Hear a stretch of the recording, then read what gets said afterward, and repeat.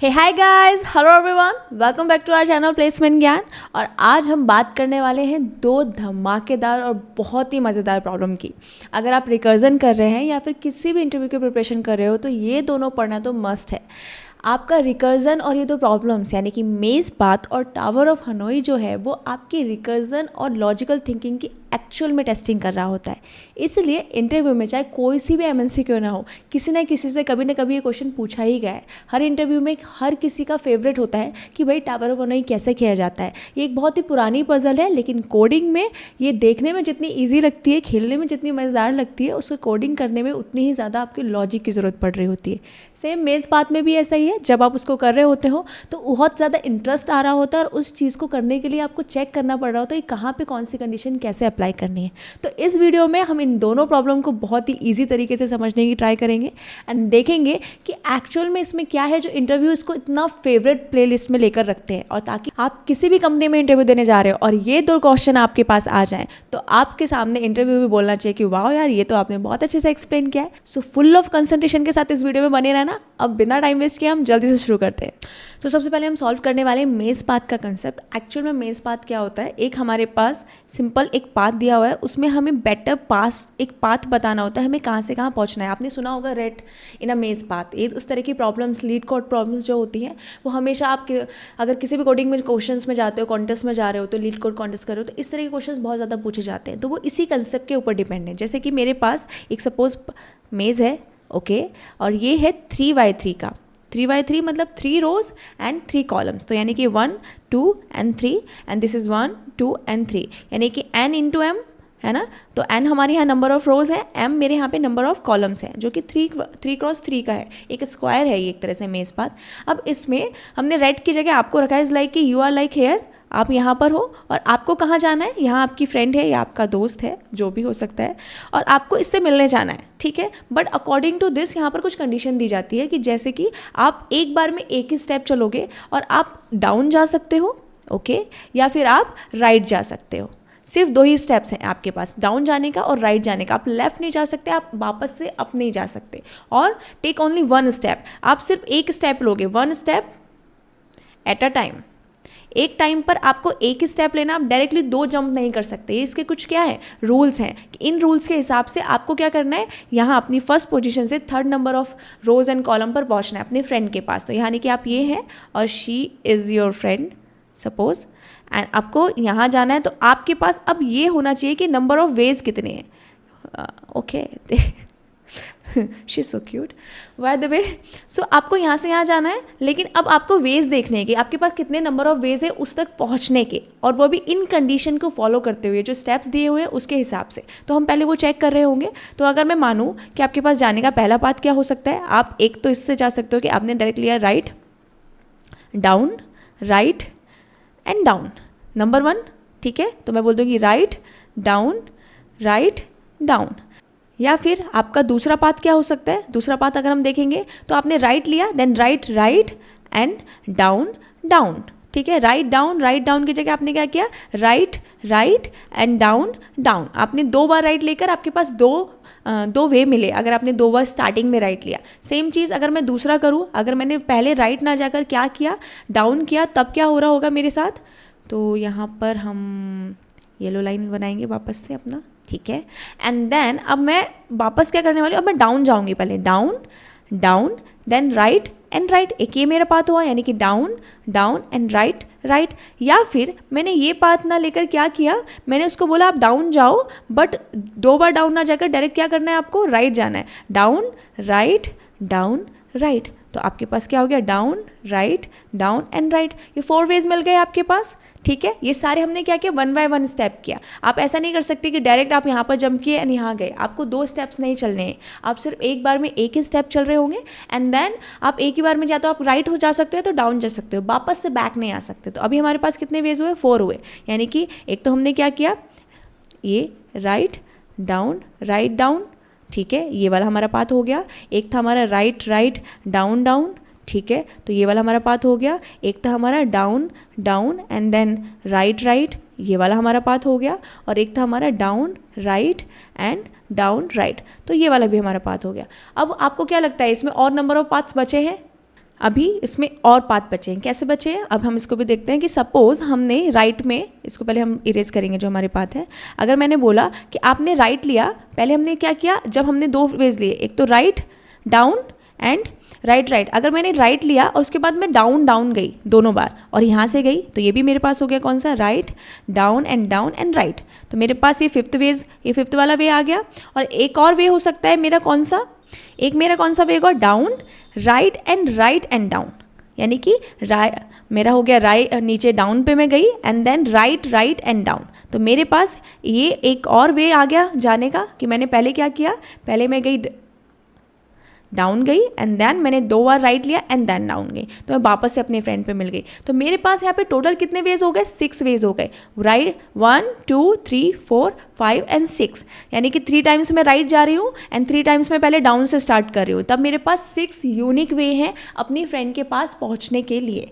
Getting it? तो अभी इनको हमने ईजी तरीके से समझा, लेकिन ये 3x3 का था। ये हो सकता था कि 3x3 की जगह 4x4 का हो, तो कितने सारे वेज हो रहे होंगे। सपोज अगर मैंने बोला कि ये 4x4 ना होकर 2x2 होता, हम बहुत ईजी वे में समझने का ट्राई करेंगे कि ये मेरे पास क्या है, 2x2 की है, ठीक है। अब 2x2 में मेरे पास आप यहाँ पर हो, ठीक है, and she is here, okay, and now you have how many ways you have, 1, आपने क्या किया, राइट डाउन या फिर डाउन एंड राइट, यानी सिर्फ 2 वेज है, या तो आप राइट जाकर डाउन जाओगे या फिर डाउन जाकर राइट जाओगे। आप मल्टीपल वेज नहीं ले सकते, इसमें ज़्यादा ऑप्शन है ही नहीं आपके पास, 1 and 2 यानी 2 रोज एंड 2 कॉलम्स है। तो यहाँ पर कितने वेज हुए आपके पास, 2 वेज हुए। लेकिन 3x3 में कितने वेज हो रहे हैं आपके पास, 6 वेज हो रहे हैं। ऐसे अगर आपके पास 2 × 3 की हो, ज़रूरी नहीं है कि स्क्वायर ही हो, मेज पाथ का साइज रेक्टेंगल जैसा हो सकता है, नंबर ऑफ रोज ज़्यादा हो सकती है, नंबर ऑफ कॉलम ज़्यादा हो सकते हैं। तो आपको पॉसिबिलिटीज़ बतानी है कि कितने वेज आपके यूनिक वे हो सकते हैं उन आपके टारगेट के पास पहुंचने के, जो आपका डेस्टिनेशन है। तो इसको हम एक्चुअली लॉजिकली कैसे करेंगे, कहने को तो इजी तरीके से हम और कैसे एक्सप्लेन कर सकते हैं। मैंने एक और आप मेज़ पाथ बनाया, ठीक है, मैंने एक मेज़ बनाई यहाँ पर, ठीक है, ये वापस से मैंने 3x3 की ही बनाई है एक्सप्लेन करने के लिए। अब मुझे पता है कि मैं यहाँ पर हूँ, ठीक है, आप यहाँ पर हैं एंड आपकी फ्रेंड यहाँ है, ठीक है, एंड आपको यहाँ से यहाँ जाना है। इतना हमने देख लिया, कितने नंबर ऑफ वेज निकले थे हमारे, 6 वेज निकल कर आए थे, ठीक है।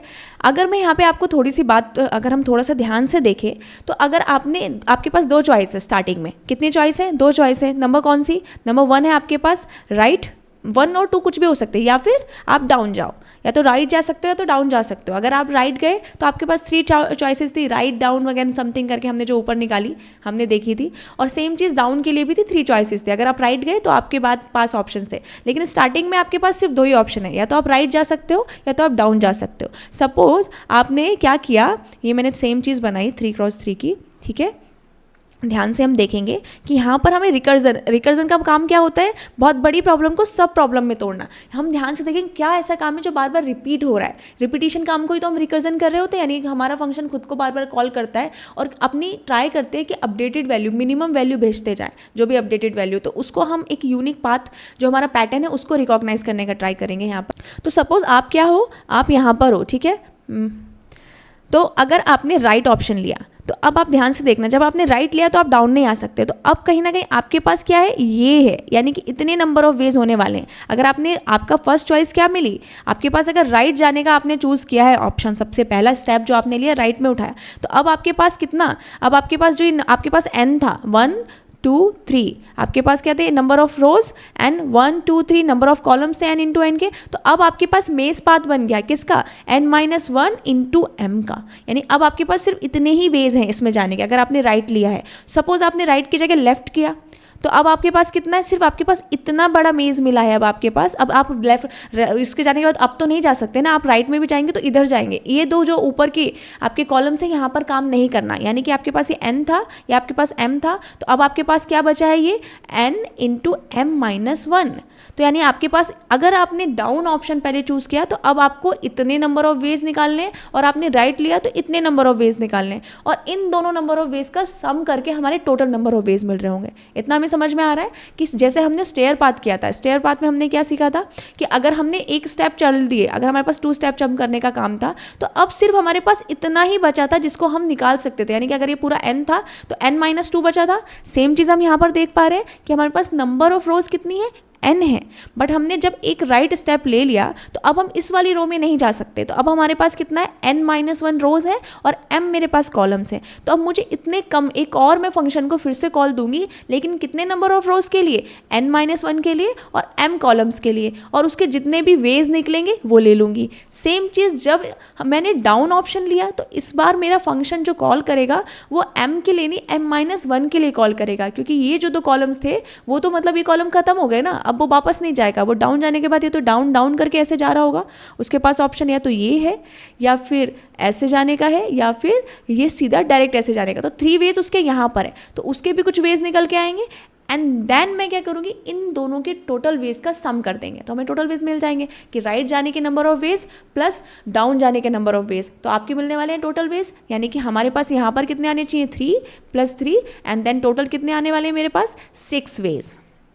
इतना मुझे समझ में आया इजी तरीके से। तो क्या मैं यहाँ पर ये नहीं कर सकती, कि मैंने क्या किया, नंबर ऑफ राइट वेज लिया, ठीक है, और राइट वेज में मैंने फंक्शन को कॉल किया है, जो भी मेरा मेज फंक्शन समथिंग होगा इक्वल टू प्लस मेरे राइट वेज लिए मैंने, जो भी मेरे ज़ीरो थे स्टार्टिंग में 0 थे, प्लस मैंने अपना मेज एक फंक्शन बनाया होगा, उसको कॉल किया और मैंने क्या भेजा उसमें, n-1 भेजा, क्योंकि मैं राइट में जा रही हूँ तो मेरे नंबर हो, एंड देन मैंने m भेजा। समथिंग ऐसा प्रॉपर तरीके से नहीं, कुछ इस तरह से हो रहा होगा। सेम चीज़ मेरे डाउन वेज के लिए होगा, जब मैं डाउन वेज में करूँगी तब मैं मेज वाले फंक्शन को क्या कॉल कर रही होंगी, n/m-1, यानी कि एक कॉलम को माइनस कर रही होंगी समथिंग, ठीक है। इतना मुझे समझ में आ रहा, लेकिन थोड़ा सा यहाँ पर ट्रिकी है। अगर ये मेज़ ना होगा, जैसे स्टेयर पाथ था, तो उसके लिए हम डायरेक्टली क्या करते थे, नंबर ऑफ रोज को सब कम किया, नंबर ऑफ कॉलम्स को कम किया और बार बार उस फंक्शन को अपडेटेड n और m की वैल्यू भेजी और वेज निकाल ली और बाद में टोटल वेज कर लिए। हम इस टाइप के क्वेश्चंस कर चुके हैं, टाइलिंग प्रॉब्लम भी हमने की थी,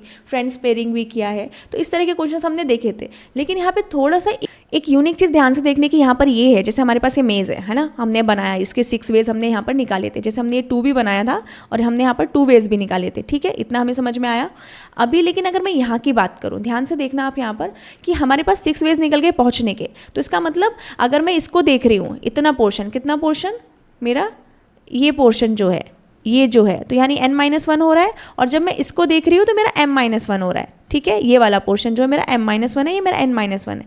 लेकिन बार बार वो डाउन, कितना ऑप्शन है, राइट डाउन, डाउन या राइट, 2 ऑप्शन। अगर इतना मुझे समझ में आ रहा है, ये जो है मेरा, ये वाला पार्ट जो है, ये तो मेरा m-1 हो रहा है यहाँ पर, और ये जो हो रहा है मेरे पास n-1 समथिंग हो रहा है, यानी कि मैं यहाँ। लेकिन अगर आप ध्यान से देखो, सपोज आप यहाँ की जगह यहाँ पर पहुँच गए, कि आपने राइट किया, देन राइट किया और आप यहाँ पर हो अभी, तो अब आपके पास कितने ऑप्शन है, अब आपके पास सिर्फ एक ऑप्शन है, वो भी डाउन जाने का।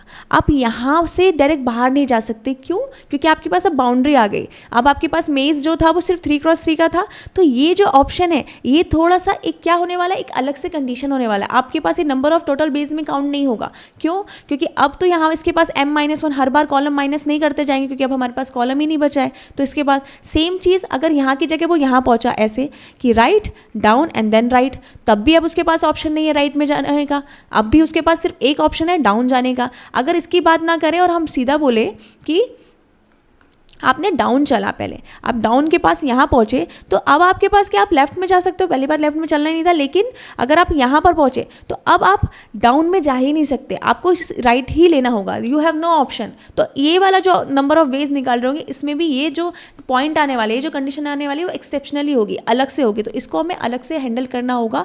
जब आप बाउंड्री पे पहुँच जाते हो तब हम वे को कैसे काउंट करें, क्योंकि वो स्पेशल केस हो गया कि अब हमारे पास सिर्फ एक ही ऑप्शन है। अगर हम लास्ट वाली रोज में पहुंच गए तो हमारे पास अब कॉलम में जाने का, साइड में राइट में ही जाने का ऑप्शन है, डाउन में जाने का नहीं है। या फिर मैं इस बाउंड्री पे पहुंच गई तो फिर डाउन जाने का ऑप्शन है, राइट में जाने का ऑप्शन नहीं है। तो इसको कैसे सॉल्व करेंगे, एक तो हमने यहाँ पर, हम किस में यहाँ 1,1 पे, और ये क्या है हमारा n,n, ठीक है। सेम चीज़ यहाँ 1,1 पे है और ये क्या है हमारा n,m, ठीक है। m नंबर इस रोज़ है, नंबर ऑफ कॉलम्स है, नंबर ऑफ रोज़ है। अगर मैंने जो सिंपल वे निकाला वो क्या निकाला है मैंने यहाँ पर, कि मेरे पास अगर मैंने राइट में ऑप्शन लिया तो मेरे पास ये जो है ये वेज आ गई, ठीक है, इतनी वेज है मेरे पास। और अगर मैंने लेफ़्ट में लिया, क्या किया मैंने, लेफ़्ट में लिया, अगर मैंने लेफ़्ट में लिया तो मेरे पास ये वाली रोज़ आ गए यानी। और अगर मैंने इनको प्लस किया, यानी कि मेरे पास करंट कौन से कौन से करंट पाथ पे हूँ, मैं 1,1 पे हूँ और मुझे जाना कहाँ है अपने फाइनल पाथ पे, n,m पे। तो इसमें मुझे जाने के लिए मुझे इतना वेज, टोटल वेज इतने वेज मतलब राइट में जाने के ways, and then right ways plus मुझे डाउन वेज, इन दोनों का सम चाहिए, तब जाकर मुझे क्या मिलेगा, टोटल वेज मिलेगा। ये मुझे इतना समझ में आ गया, फाइनल हो गया। लेकिन अब मुझे किस कंडीशन पे ध्यान देना है, मुझे इस कंडीशन पे ध्यान देना है कि सपोज अगर मैं यहाँ पर मुझे फंक्शन कॉल करने ना, ये मैं दो फंक्शन बनाने वाली हूँ, एक तो राइट वेज, मतलब मैं 2 बार काउंट करूँगी, एक तो राइट वेज, एक फंक्शन कॉल होगा राइट के लिए, एक फंक्शन कॉल हो रहा होगा डाउन के लिए, सेम फंक्शन अपडेटेड वैल्यू के लिए। यहाँ पर मेरे नंबर ऑफ रोज जो है वो कम हो रही है, यहाँ पे नंबर ऑफ कॉलम्स, मतलब मैं यहाँ पर जा रही हूँ तो ये वाली जो कॉलम है मेरा ये नहीं होगा, है ना, तो यानी कि m-1 हो रहा है, और यहाँ पर जो हो रहा है मेरा n-1 हो रहा है, क्योंकि ये n है, ये वाला कॉलम अब मैं इधर नहीं जा सकती, तो ये मेरा क्या हो गया n-1, और यहाँ पर मुझे कहाँ पे अपडेट हुआ, यानी कि मेरे पास m था और ये एक और अपडेट हुआ, तो इस तरह से होगा। लेकिन इधर क्या है, सपोज आप यहाँ पहुँच गए जब, तो आप डाउन पे नहीं जा सकते, तो इस केस में आपको सिर्फ राइट वेज काउंट करने हैं। इन केस में सिर्फ क्या काउंट करना है आपको, राइट वेज काउंट करने हैं, यानी यही वाला फंक्शन जो है वो मेरी जो वेज ले रहा होगा फंक्शन सिर्फ इसके लिए कॉल होगा। अगर आप यहाँ की जगह कहाँ पहुँच गए, डाउन पे पहुँच गए, आप यहाँ पर हो या फिर आप यहाँ पर हो, तो अब आप राइट में नहीं, आप डाउन नीचे डाउन जा ही नहीं सकते, है ना, तो यहाँ पर आपको राइट के लिए नहीं, इसके लिए डाउन वेज काउंट करने हैं, सॉरी, हम सिर्फ डाउन जा सकते हैं इसमें। तो अगर ये 2 पाथ है तो इसके लिए राइट वेज हमें काउंट करने हैं। तो ये 2 एक्सेप्शन है। जब यहाँ पहुँच गए तो ये हमारा डेस्टिनेशन हो ही गया। n, जो हमारा ये है, ये हमारा डेस्टिनेशन है, जहाँ हमारी फ्रेंड है जिसके पास हमको जाना है। लेकिन यहाँ पे अगर आप वॉल के पास पहुँच जाते हो तो इस वॉल को क्रॉस करके आप बाहर नहीं जा सकते। तो आपकी कंडीशन के अकॉर्डिंग आपको 2 स्टेटमेंट दिए, या तो लेफ्ट आपको राइट जाना है या फिर आपको डाउन जाना है, राइट जाना है या डाउन जाना है। अगर आप ऐसी वॉल पे पहुँच गए कि अब उधर रास्ता नहीं है तो आप सिर्फ डाउन जा रहे होंगे, तो अब यहाँ पर आपका सिर्फ एक ही फंक्शन कॉल होगा, किसके लिए, डाउन वेज के लिए। फंक्शन सिर्फ एक बार अपडेटेड वैल्यू ले रहा होगा और यहाँ पर आपके लिए सिर्फ राइट वेज काउंट हो रहे होंगे। तो इस हिसाब से हम कुछ कंडीशन लगाएंगे, जैसे बेस केस लगाते हैं, यहाँ पर भी बेस केस के हिसाब से कंडीशंस लग रहे होंगे। तो अब इसको कैसे करेंगे, ध्यान से देखते हैं। तो मैंने यहाँ पे एक फाइल बनाई मेज पाथ के नाम से। हमने यहाँ पे क्या किया, 2 वेरिएबल बनाए n and m, जिसमें हम स्टोर करा रहे हैं रोज एंड कॉलम यूजर से एंटर कराने के बाद। अब हम क्या करने वाले हैं, सिंपल फंक्शन बनाएंगे रिकर्जन फंक्शन के लिए। तो मैंने यहाँ पे फंक्शन बनाया इंट मेज पाथ नाम से, और अभी सपोज इसमें मुझे क्या एंटर करना है उससे पहले मुझे अंदर जाऊँगी, ठीक है। अब मेरे पास, जैसे हम जानते हैं यहाँ पर कि हमारे पास क्या है, एक मेज़ है, ठीक है। यहाँ पर मेरे पास 1,1 है, ठीक है। अगर मैं इसको देखूँ, ये एक एरे टाइप का दिख रहा है, एरे को अभी ध्यान नहीं देंगे, लेकिन ये एरे जैसा हमारा दिख रहा है। 1,1, 1,2, 1,3 समथिंग, यानी कि 1, 2, 3 मेरे number of rows, and m मेरे पास क्या है, 1, 2, 3, है ना। तभी n×m का जो है ये मेरा एक मेज़ बना हुआ है। तो मुझे क्या करना है ना, यहाँ पर अपने इस फंक्शन में मुझे 2 चीज़ ध्यान से देखनी है। एक तो मेरे पास करंट रो होनी चाहिए, मेरे पास करंट रो, यानी कि मैं यहाँ पर हूँ, अभी मेरे पास करंट में कहाँ है, हम यहाँ पर है 1,1 पे, जैसे मैंने बताया था हम करंट में कहाँ है, करंट से हमें कहाँ जाना है, फाइनल पे जाना है, ठीक है। करंट हमारा कितना है, 1,1 है, और फाइनल कितना हमारा n, यानी 3,3 है, ठीक है। तो ये रोज एन है। तो अगर मैं उन्हें बोला करंट रो कितनी है, तो वो है 1, और करंट हमारे पास कॉलम कितना है, वो है मेरे पास 1। अब मुझे जाना कहाँ है, एंड रो पे जो कि है 3, और एंड कॉलम पे, ठीक है, वो जो कि है 3, ताकि हम बाद में चेक कर पाएँ कि ये जो है क्या हमारी कंडीशन मैट की है या नहीं। तो मेरे पास कितने पैरामीटर लग रहे हैं, 4 पैरामीटर्स लग रहे हैं मेरे। तो मैं इन चारों पैरामीटर्स में अपनी करंट रो एंड एंड रो ले रही होंगी, और करंट कॉलम और एंड कॉलम ले रही होंगी, जिसके थ्रू मैं अपनी कंडीशन चेक करती रहूँगी कि हम कहाँ पर पहुँच रहे हैं। तो अब हम यहाँ क्या करेंगे, मैं यहाँ पर 4 वेरिएबल्स अपने पैरामीटर्स लूँगी, जो आर्गूमेंट्स वहाँ से आ रहे होंगे, int current row, comma int current column, int end row, comma int end column, ठीक है। इतना हमने समझने के लिए इसका नाम ऐसा रख दिया, इतना हमें समझ में आया। और यहाँ से मैं नीचे फंक्शन को कॉल करने वाली हूँ, printf टोटल, मैं printf में डालूँगी कि यहाँ से टोटल नंबर ऑफ वेज, और यहाँ विच इज़ %d, और यहाँ से मैं अपने इस फंक्शन को कॉल दे दूँगी विच इज़ नेम इज़ मेज पाथ। और अब मुझे यहाँ से अपने आर्गूमेंट्स पास कराने हैं। तो मेरे पास अभी जो एंड रो है, जो मेरी करंट कॉलम है, वो क्या है, मेरे पास करंट कॉलम है मेरी n, m, जो करंट कॉलम क्या होने वाली है, 1,1, क्योंकि फर्स्ट पे थे, ठीक है। तो हम बोलेंगे यहाँ पे 1,1, n, m, ठीक है। तो मेरी करंट रो 1 है, करंट कॉलम 1 है, और एंड रो भी 1 है, और एंड कॉलम भी मेरा एंड रो मेरी 3, जो भी यूज़र एंटर करेगा, अभी हम 3x3 के लिए बोल रहे हैं तो इसको बाय डिफॉल्ट हम 3,3 मानकर चल रहे हैं, ठीक है। तो ये मेरे पास ऊपर मेज पाथ फंक्शन जो मैंने बनाया है उसमें चली जाएंगी वैल्यूज़। इतना हमारा सिंपल समझ में आया। यहाँ से हमने फंक्शन कॉल किया। अब हम इसके अंदर देखेंगे एज अकॉर्डिंग टू कंडीशन कि वो कैसे हो रहा होगा। तो यहाँ पे अगर हम देखें ध्यान से, मैं फिर से एक अपना मेज़ पाथ बनाती हूँ, ठीक है। अभी हमको पहले एक एक करके एक कंडीशन देखते हैं। सपोज़ आप यहाँ पर हो, सपोज क्या, एंड देन आप रीच आउट करके जो भी है यहाँ पर पहुँच गए, यानी कि 1,1 जो हुआ वो फाइनली क्या बन गया, 3,3 बन गया। तो आपके पास कितने वे बने, यानी कि ये एक वे होगा जो आप फाइनल डेस्टिनेशन पे पहुँच रहे होंगे। तो अगर आपका ये जो current row and current column है वो आपके एंड रो और एंड कॉलम के बराबर हो जाए, यानी कि आप जब फाइनल डेस्टिनेशन पे पहुँच रहे होंगे किसी भी पाथ से यहाँ पर, तो आपको एक वे मिल रहा होगा वहाँ पहुँचने का। तो हम पहले इस कंडीशन को चेक कर सकते हैं। कैसे, यहाँ पर हम बना सकते हैं, हम लिखेंगे if current column equal to end column and current रो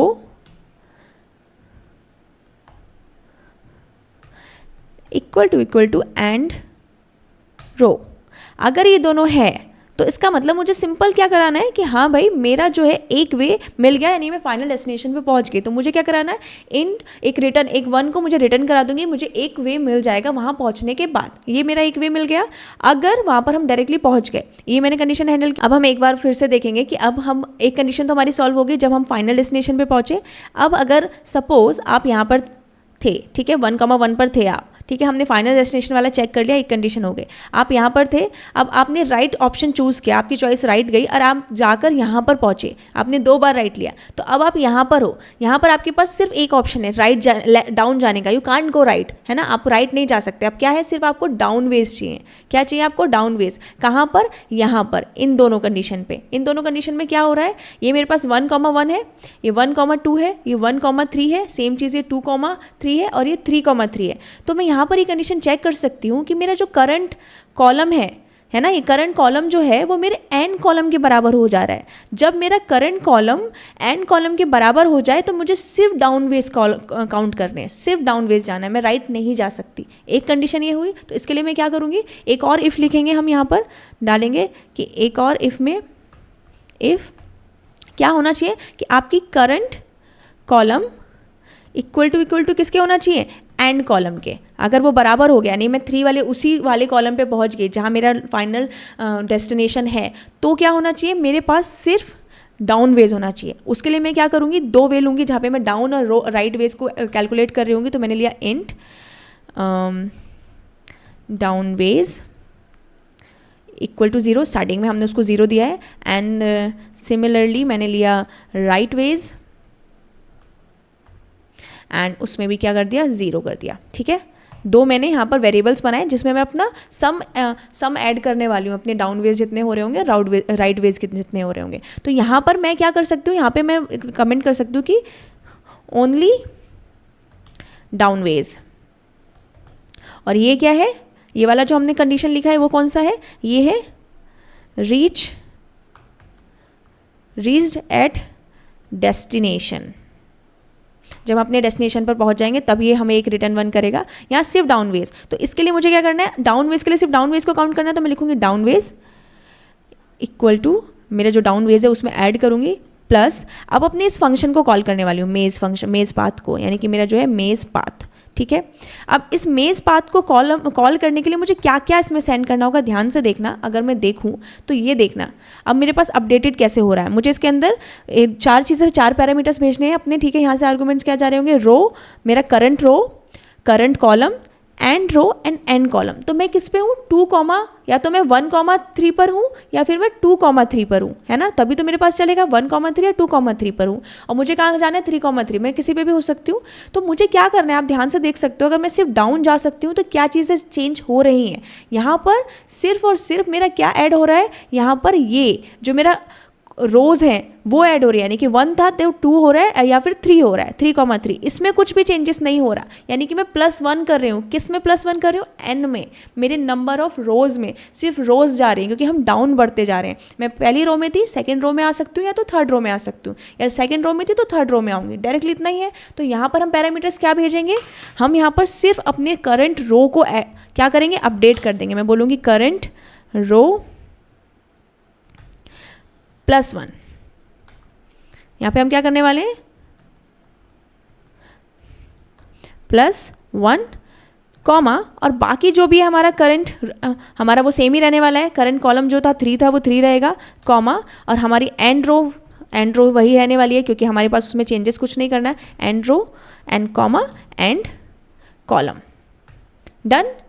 तो अब हमारे पास क्या हुआ? हमारे पास बार बार सिर्फ जो रोज हैं वो बढ़ रही होंगी। अगर मैं फर्स्ट रो पे हूँ तो सेकंड रो पे जाऊँगी, सेकंड रो पे हूँ तो थर्ड रो पे जा रही होंगी, क्योंकि मेरे पास कॉलम बचे ही नहीं, मैं बाउंड्री पे चली गई। तो यहाँ पर सिर्फ डाउन वेज है। डाउन में मतलब मैं अपनी जो रोज है उन पर बढ़ रही हूँ। तो हमने यहाँ पे 2 कंडीशन जो थी वो हैंडल कर ली। एक तो जब हम डेस्टिनेशन पर पहुँच गए, दूसरा जब हम बॉर्डर पर पहुँच गए थे। कौन से बॉर्डर पर? राइट वाले बॉर्डर पर। अब हम राइट में और नहीं जा सकते, तो सिर्फ हमने डाउन वेज ही यहाँ पर काउंट किए। सेम चीज़ दूसरा केस कैसा हो सकता है कि मेरे पास एक और पाथ है, ठीक है, मेज पाथ यही है, और इस बार मैंने ऑप्शन चूज किया डाउन जाने का। पहले मैं गई डाउन एंड डाउन, या तो मैं यहाँ पर हो सकती हूँ, ठीक है, या तो फिर मैं यहाँ पर हो सकती हूँ, है ना। और ये मेरा डेस्टिनेशन है, ये मेरा डेस्टिनेशन, मैं यहाँ पर हूँ। और यहाँ पर मेरे पास क्या है? या तो ये कितना हो सकता है? ये 1 2 3 था, यानी कि 3,1 है, या फिर 3,2 है, और मुझे कहाँ जाना है? 3,3 पर जाना है। जब इन दोनों वेज में है तो मेरे पास सिर्फ राइट जाने का ऑप्शन है, यानी कि मुझे सिर्फ क्या करना है? राइट वेज को ही काउंट करना है। I can't be go to the down, मुझे यहाँ पे डाउन जाना ही नहीं है। तो ये कंडीशन जैसे इसके अपोज होने वाली है। अब आप ध्यान से देखो तो इसमें क्या अपडेट हो रहा है।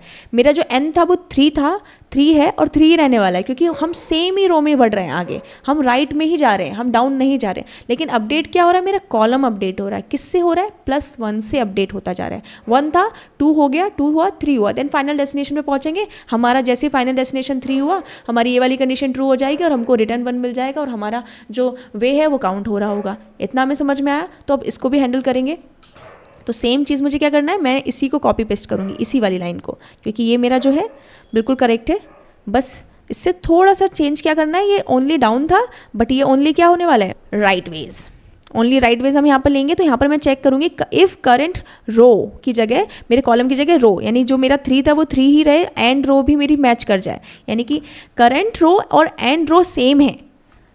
3,3 है, 3,1 पे हो सकती हूँ या 3,2 पर हो सकती हूँ। मुझे 3,3 पे पहुँचना है ना। तो यहाँ पर मैच जैसे ही किया तो मुझे इस बार डाउन वेज नहीं चाहिए, क्या चाहिए? राइट वेज चाहिए। तो ओनली राइट वेज के लिए मैं क्या करूँगी? Right ways equal to right ways, and then मैं इस फंक्शन में क्या करने वाली हूँ? इस बार मेरे रो अपडेट नहीं हो रहा क्योंकि वो 3 ही रहेगा, बट इस बार क्या अपडेट होगा? मेरा कॉलम, वो भी किससे? +1 से। या तो अगर 3,1 पे तो 3,2 पर जाएगा, एक और राइट जाएगा, या फिर 3,2 से फिर राइट लेगा तो 3,3 पहुँचेगा। तो हम क्या करेंगे? इसमें +1 कर देंगे। Simple. End row and end column हमारा सेम रहने वाला है। इसको हम और अच्छे से करने के लिए क्या कर सकते हैं? मैं इसकी जगह ये पूरा हटा दूँ और एक असाइनमेंट ऑपरेटर लगा सकती हूँ। असाइनमेंट ऑपरेटर हमारा जानते हैं हम, प्लस इक्वल टू, सिंपल। ये हमारे बार बार सेम चीज़ उसमें ऐड कर रहे हैं ना हम, उसी के अंदर सम ऐड कर रहे हैं। तो मुझे क्या करना है? Plus equal to. तो ये मेरी लाइन और सिंपल हो गई, शॉर्ट हो गई। तो हमने यहाँ पर 3 कंडीशन हैंडल कर ली। बाउंड्रीज पे जाने की भी हमारी हैंडल हो गई और हमारी फाइनल डेस्टिनेशन पर रीच करने की भी हो गई। लेकिन अब हमारी कौन सी कंडीशन बची है? अब हम ध्यान से देखेंगे इसको, इसी में मैं बताती हूँ आपकी। अब हमारे पास हमने 3 कंडीशन चेक करी। कौन सी कंडीशन चेक की है? यहाँ पर ध्यान से देखेंगे। अगर आप यहाँ से यहाँ जाना है ना, ठीक है। जब आप यहाँ पर हो तो हमारी कंडीशन चेक हो रही है, जब आप यहाँ पर हो तो हमारी कंडीशन चेक हो रही है, और जब आप यहाँ पहुँच जा रहे हो यहाँ से तब हमारी कंडीशन चेक हो जा रही है, यानी 1 2 3।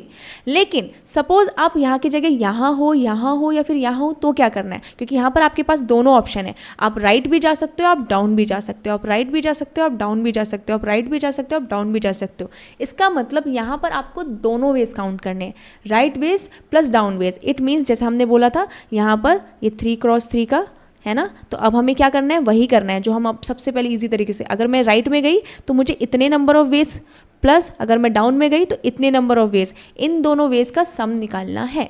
तो ये लास्ट हमारी एक और कंडीशन ऐड हो रही होगी कि अगर हम इस 2,2 पर है, 2,3 पर है, या फिर 1,2 पर है, 1,2 पर है, तब हमारे पास क्या कंडीशन हो रही होगी। चलो इसको भी देखते हैं। अब हम इसको क्या चेक कर रहे होंगे, मैं एक और कमेंट लिखूंगी,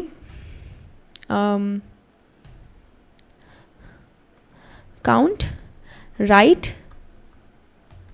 एंड डाउन बोथ वेज, ठीक है, यानी कि टोटल वेज हो गया। तो अब मुझे यहाँ पे इफ़ लिखना है। इफ़ में यहाँ पर क्या ध्यान से देखना है, आप खुद देखना है यहाँ पर ध्यान से कि मैंने यहाँ पर क्या कंडीशन बनाई। मैंने एक और जो मेरे पास पाथ है, ठीक है, तो मेरे पास चेक कैसे करूँगी मैं, अगर मैं यहाँ पर हूँ, सपोज़ मेरे पास ये 3 ही कंडीशन है ना, जहाँ पे मैं दोनों ऑप्शन जा सकती हूँ, यहाँ से 4 कंडीशन पे, ये वाले दोनों ये वाले कंडीशन हमने चेक कर लिए, ठीक है। ये वाला दोनों क्या था मेरे पास, ओनली डाउन वेज वाला, ये वाला हो गया मेरे पास। ये वाला कौन सा पाथ था मेरा, ओनली राइट वेज वाला, ठीक है, तो ये वाला भी हो गया मेरे पास। और ये जो था वो मेरा फाइनल डेस्टिनेशन था, तो ये भी हो गया मेरे पास। अभी कौन से पॉइंट बचे, ये कि राइट जाओ, डाउन जाओ, राइट जाओ, डाउन जाओ, राइट जाओ, डाउन जाओ, राइट जाओ, डाउन जाओ, नहीं मेरे पास 4 ऑप्शन है। अब इनके लिए मैं कैसे करूँगी, तो यहाँ पर हम ध्यान से देखें तो ये मेरा क्या है, ये है 1,1, 1,2 या फिर 2,1, 2,1 और 2,2, यही ऑप्शन है मेरे पास। तो यहाँ पर ध्यान से हम देख सकते हैं कि अगर मेरी यहाँ पर क्या है, जो रो है वो कम है, मेरी करंट रो किससे कम है, एंड से, मेरी करंट रो किससे कम है, एंड रो से, और करंट कॉलम भी किससे कम है, एंड कॉलम से, यानी 3,3 जो मेरे पास एंड कॉलम और एंड रो दिया है वो उससे दोनों कम है, चाहे इनकी बात करें, इनकी बात करें, इनकी बात करें, करंट रो और करंट कॉलम दोनों ही मेरी एंड रो और एंड कॉलम से कम है। तो इस कंडीशन में मैं चेक कर सकती हूँ कि जब मेरी करंट रो भी करंट एंड कॉलम से, एंड रो से कम हो, और करंट कॉलम भी मेरे एंड कॉलम से कम हो, यानी कि मैं जहाँ पर हूँ अभी खड़ी हुई, आप जहाँ पर भी स्टैंड कर रहे हो, अगर वहाँ की रो या कॉलम आपके रीच डेस्टिनेशन, जो आपका डिजायर डेस्टिनेशन है, उससे कम है, तब हमें दोनों वेज चलाने। इनके केस में, यहाँ वाले केस में क्या हो रहा था, मेरे पास हो रहा था 1,3, तो एक ना एक, या तो रो मैच कर रही थी 3,1, या फिर कॉलम मैच कर जा रहा था हमारे एंड वाले रो या कॉलम से, बट यहाँ पर दोनों ही मैच नहीं कर रहा है, दोनों ही कम है। तो हम एक और कंडीशन लिखेंगे यहाँ पर। अब हम क्या करेंगे, यहाँ पर जाएंगे, इफ़ मेरे पास, अब मैं बोलूँगी end column is less than, not equal to, only less than of end column नहीं, करंट कॉलम मेरा कम है, तो current column is less than of end column, खत्म। और साथ ही साथ मेरा जो करंट रो है, ठीक है ना, वो भी लेस देन है, किससे, मेरे एंड रो से। अभी हम दोनों ही क्यों चेक कर रहे हैं, क्योंकि अगर इस वाले में मैं चेक करूंगी तो एक तो बराबर बैठ कर रहा है मगर दूसरा कम हो सकता है, तो हमें दोनों में चेक करना होगा। जब दोनों ही कम हो रहे होंगे ना, तब हमारे पास वो 4 पॉइंट मिलेंगे जहां हम दोनों वेज जा सकते हैं, राइट भी जा सकते हैं और डाउन भी जा सकते हैं। यानी कि अब हमें राइट वेज और डाउन वेज दोनों ही यहाँ पर काउंट करने, टोटल वेज निकालने, यानी मैं दोनों पाथ, जो दोनों फंक्शन है, दोनों बार कॉल कर रही होंगी, किसके अंदर, इस कंडीशन के अंदर। तो क्या करूँगी मैं, सिंपल कॉपी पेस्ट। हम क्या करेंगे, पहले ये वाला डाउन वेज वाली लाइन लेंगे, कॉपी, ठीक है, एंड देन मैंने राइट वाली ली, यानी कि मुझे दोनों के लिए करना है ना, और सेम चीज़ होने वाली है, क्या +1 होगा। क्यों +1 होगा, फिर से एक बार देख लेते हैं कि इसमें +1, इसमें भी +1 ही हो रहा होगा क्या। तो अगर मैं यहाँ पर देखूँ तो देखिए, जब मैं इसमें जाऊँगी, यानी कि अगर मैं यहाँ पर हूँ, मैं सपोज़ 1,1 पर हूँ और मैं इधर गई, तो 1,1 होने पर अगर मैं इधर जा रही हूँ, राइट वेज में जा रही हूँ, यानी राइट वाला कॉल होगा, तो मेरा जो 1 था वो इधर वाला, मेरा जो ये जो क्या था, राइट वाले वेज में मेरा जो कॉलम था वो 1 से 1,2 हो गया, यानी एक कॉलम +1 हुआ, और अगर फिर से राइट जाएगा तो एक और प्लस हुआ। तो यानी कि यहाँ पर जो मैंने राइट वेज के लिए कॉलम में +1 किया, सही किया है। सेम चीज़ अगर 1,1 से वो डाउन जाता है तो 2,1 हो जाएगा, या फिर 3,1 हो रहा होगा, तो ये भी क्या हो रहा है, रोज में मेरा +1 हो रहा है, यानी कि डाउन वे में मैंने रो में +1 किया है। तो यानी कि ये दोनों जो ऑप्शन है वो मैच कर रहे हैं, बस साथ में करने वाले हैं इस बार हम, ठीक है। अब क्या करेंगे हम, अब फाइनली हमारे पास टोटल वेज चाहिए, तो मैं क्या करूँगी, इंट टोटल वेज लूँगी, और उसमें क्या करा रही होंगी, अपने down ways plus right ways. आप डायरेक्टली इसको भी रिटर्न करा सकते हो, बट मैंने एक वेरिएबल ले लिया जिसमें मैंने लिया, इसमें दोनों का सम ऐड करा। अदरवाइज आप इसको डायरेक्ट भी ले सकते हो, जैसे मैंने यहाँ पे क्या करा, इसको रिटर्न करा है। आप क्या करोगे, इसको यहाँ से लोगे और डायरेक्ट इसको भी रिटर्न करा सकते हो, बट यहाँ पे एज अ प्रोफेशनल शो करने के लिए वो करा दिया। मतलब अगर कोड ऑप्टिमाइज और अच्छा दिखाना है तो हम क्या करते हैं, डायरेक्ट इसी को लेते हैं। एक काम करते हैं, इसको मैंने क्या कट और यहाँ पे और ये रिमूव, और ये वाली लाइन भी रिमूव। तो ये एक्स्ट्रा वाला हमारा जो वेरिएबल था वो हट गया, ठीक है।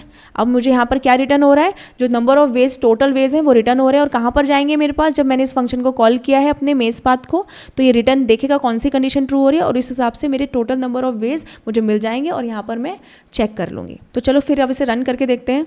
सपोज मैंने यहाँ पर डाला 3,3 एंड 6, हमारे यहाँ पर कितने नंबर ऑफ वेज आए, टोटल नंबर ऑफ वेज 6 आए, जो कि हमने स्टार्टिंग में देखा था। हमारे 3,3 के लिए गए थे 6 थे। 2 के लिए देखते हैं, 2 के लिए हमारे पास 2 वेज आए थे, तो मैंने लिया 2 एंड हमारे पास 2,2, तो मेरे पास नंबर ऑफ टोटल वेज कितने हैं, 2 आए। अगर मेरे पास यहाँ पर ध्यान से देखते हैं, मैंने एक और लेती हूँ यहाँ पे, इसको मैंने रिमूव किया और मेरे पास इस बार मैंने बनाया 2 क्रॉस 3 का, यानी कि 2 रोज हैं बट 3 कॉलम्स हैं, ठीक है। आप यहाँ पर हो and then your destination girl यहाँ पर है, ठीक है। तो आपके पास कितने वेज हो सकते हैं, या तो आप राइट जाओगे देन डाउन जाओगे, या राइट जाकर डाउन जाकर राइट जाओगे। तो write down right, write down right, right write down, ठीक है, 2 वेज ये हो गए। या फिर आप डाउन जाओगे देन राइट जाओगे और राइट जाओगे, डाउन राइट एंड राइट। तो यानी आपके पास टोटल नंबर ऑफ वेज कितने हैं, 3, 1 2 3। तो टोटल नंबर ऑफ वेज कितने हैं, 3 है हमारे पास। तो अब अगर हम इसको मैं फिर से अपने पूरे प्रोग्राम को रन करके देखूं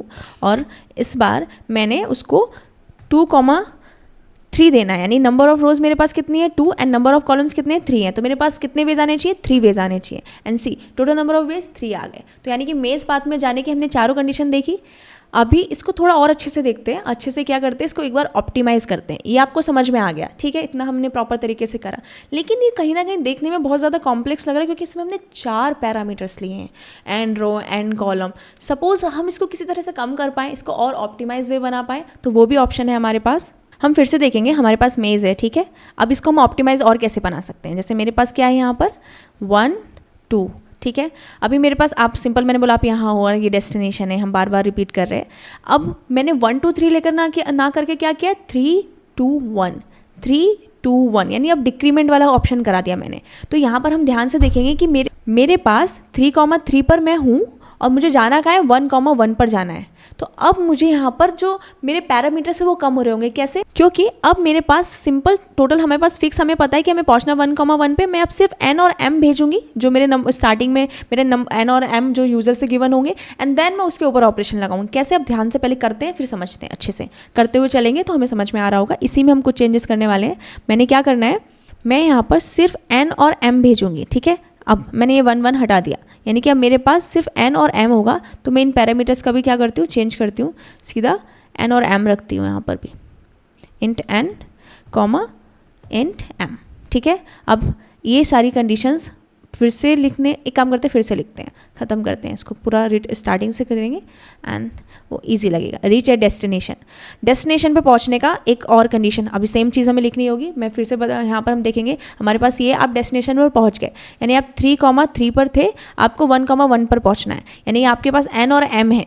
आप 1,1 पे पहुंच जाओगे तो आपके n और m कितने हो जाएंगे, 1 and 1 हो जाएंगे। तो यानी कि अगर मैं यहाँ पर चेक करूँ और आपसे बोलूँ कि आपके पास n इक्वल टू 1 है एंड साथ में ही आपके पास m इक्वल टू 1 है, यानी कि आप फाइनल डेस्टिनेशन पर पहुंच चुके हैं, है ना, क्योंकि हमारे पास लास्ट में हम जा रहे हैं। अभी कितना भी number of rows and column दे, मैं डिक्रीमेंट में ले रही हूँ। ये जो मेरे कॉलम्स एंड रोज हैं, मैंने कैसे स्टार्ट किए, 3 2 1 से। अगर उसने सपोज 4 and 5 डाला मेरे रोज, तो मैं 4 से और 5 से भी स्टार्ट करूँगी, बट लास्ट में मेरा डेस्टिनेशन क्या होगा, 1 and 1 ही हो रहा होगा, क्योंकि मैं डिक्रीमेंट में रख रही हूँ अपने जो रोज एंड कॉलम्स है। तो यहाँ पर इस हिसाब से किया, अगर जा रहे हैं इसका मतलब डेस्टिनेशन पर पहुँच गए, तो हम क्या करेंगे, रिटर्न 1।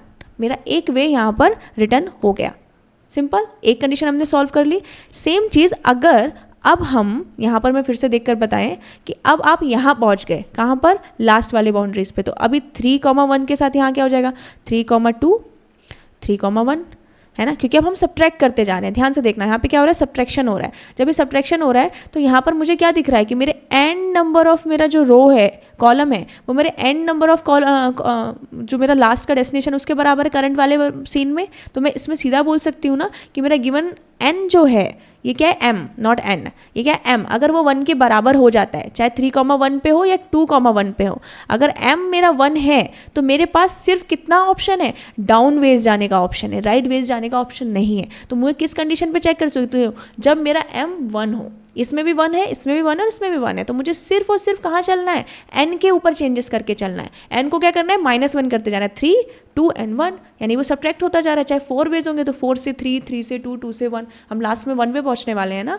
तो क्या करेंगे हम यहाँ पर, मुझे यहाँ पर सिंपल फिर से चेक करना है कि अगर मेरा m जो है, यानी कि मेरा कॉलम जो करंट कॉलम है, ठीक है, वो क्या है, 1 है, यानी कि मैं सीधा बाउंड्री पे पहुंच गई। 1 मतलब लास्ट रो वाला सीन जो होता है, मेरा लास्ट कॉलम वाला, तो मेरे लास्ट कॉलम पे पहुंच गई, तो मैं और कॉलम के पास नहीं जा सकती, मेरी बाउंड्री खत्म हो गई, मेरा राइट जाने का ऑप्शन ही खत्म हो गया। तो अब मैं क्या कर रही होंगी, ओनली डाउन वेज। तो मैं यहाँ पर भी बोलूँगी ओनली, या फिर सीधा यहाँ पे इस बार थोड़ा अपोजिट लिखते हैं, कांट गो राइट, ठीक है। तो अब मैं यहाँ पे क्या करूँगी, अगर ऐसा है तो सेम चीज़ मुझे उसी फंक्शन को कॉल देना है। कैसे, मैं बोलूँगी down ways plus equal to, अब मुझे क्या करना है, मेज पाथ, मेरा फंक्शन अभी भी सेम ही है, मेज पाथ, बट इस बार मेरे पास 4 पैरामीटर्स नहीं, अब क्या है मेरे पास n और m है, तो मुझे क्या कराना है, m में कुछ चेंजेस नहीं कराना, मेरा m 1 है, 1 ही रहने वाला है, लेकिन चेंजेस कहाँ होंगे, मेरे चेंजेस होंगे मेरे n में। और n में क्या हो रहा था, एक डिक्रीमेंट हो रहा था, 3 से वो नीचे वाली पे जाएगा, तो 3 -1 2 2 -1, देन वो 1, 1 हमारा मैच कर रहा है डेस्टिनेशन, तो हम क्या बोलते हैं कि n -1, m। ये मेरे सिंपल पैरामीटर्स हमने आर्गुमेंट्स यहाँ पास करा दिए अपने फंक्शन को कॉल करते समय। सेम चीज़ हम क्या बोल सकते हैं, कांट गो राइट के साथ साथ अभी वही चीज़ हमारे पास अपोजिट किसके लिए होगी, कांट गो डाउन, हम जब डाउन नहीं जा सकते, यानी कि कहाँ पर, अभी मैं बताती हूँ डायग्राम के थ्रू आपको और अच्छे से, कि जब मेरा जो n है, n मतलब नंबर ऑफ रोज जो हैं वो मेरी 1 हो जाए, यानी कि मैं लास्ट वाली रो पे पहुंच जाऊं, तो और नीचे की रो है ही नहीं, तो मुझे नीचे जाने का ऑप्शन ही नहीं है, अब मैं सिर्फ राइट में जाऊंगी। कहाँ जाऊंगी, सिर्फ राइट में। तो अब यहाँ पर मैं लिख दूंगी राइट वेज, एंड यहाँ पर मेरा राइट वेज, जब मेरे पास चेंजेस कुछ रो में नहीं करना है, कॉलम में करना है, वो भी -1, तो मेरा यहाँ पर हो रहा होगा -m -1 हो रहा होगा। कैसे, यहाँ पर ध्यान से देखेंगे एक बार अच्छे से, कैसे कि आप यहाँ की जगह कहाँ पहुँच गए, आप यहाँ पर पहुँच गए लास्ट में, यू आर देयर, यानी कि 1, 3 या फिर 1, 2, तो अभी आप 1 पे पहुँच गए, यानी कि आपका जो n था, ये आपका n है ना, वो 1 हो गया। तो हमने ये चेक करा 1, अगर n जो है आपका 1 हो गया, तो आप सिर्फ कहाँ जाओगे, राइट में जा रहे होंगे, सिर्फ राइट वेज चेक कर रहे होंगे, लेकिन आपका 1 जो है वो एज इट इज़ रहने वाला है, 1, 1, 1, बट क्या डिक्रीमेंट हो रहा है, आपका m डिक्रीमेंट हो रहा है, यानी 1, 3 या फिर 1, 2 और 1, 1, तो आपका m -1 करेंगे, जो हमने यहाँ पर किया। डन। अब लास्ट ऑप्शन हमारा क्या बचा है, अगर मैं इसको रिमूव करके कर दूँ, अब आपके पास सिंपल वही चीज़ें बची हैं। अब आपने लास्ट बाउंड्रीज वाला और फाइनल वाला देख लिया, अब आपके पास ये वाले बॉक्सेस बचे हैं, ये वाले बॉक्सेस, जब आपके पास दोनों ऑप्शन है, राइट भी जाने के डाउन भी जाने के, तो आप क्या करोगे इसमें,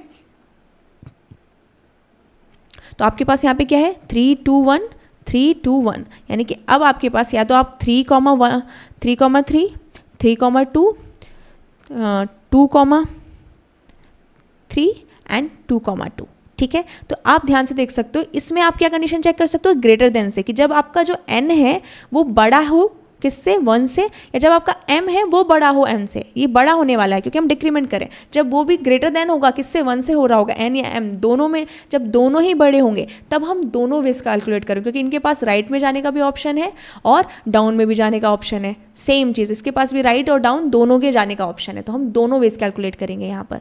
तो अब मैं यहाँ क्या करने वाली हूँ, एक और कंडीशन लिखूंगी, इफ़, मैं बोलूँगी total ways down plus right,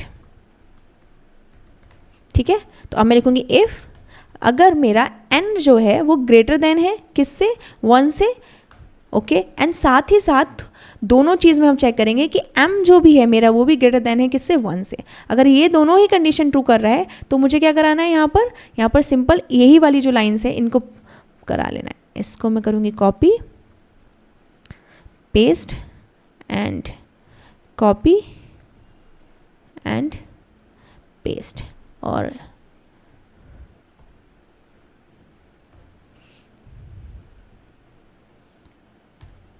done, ठीक है।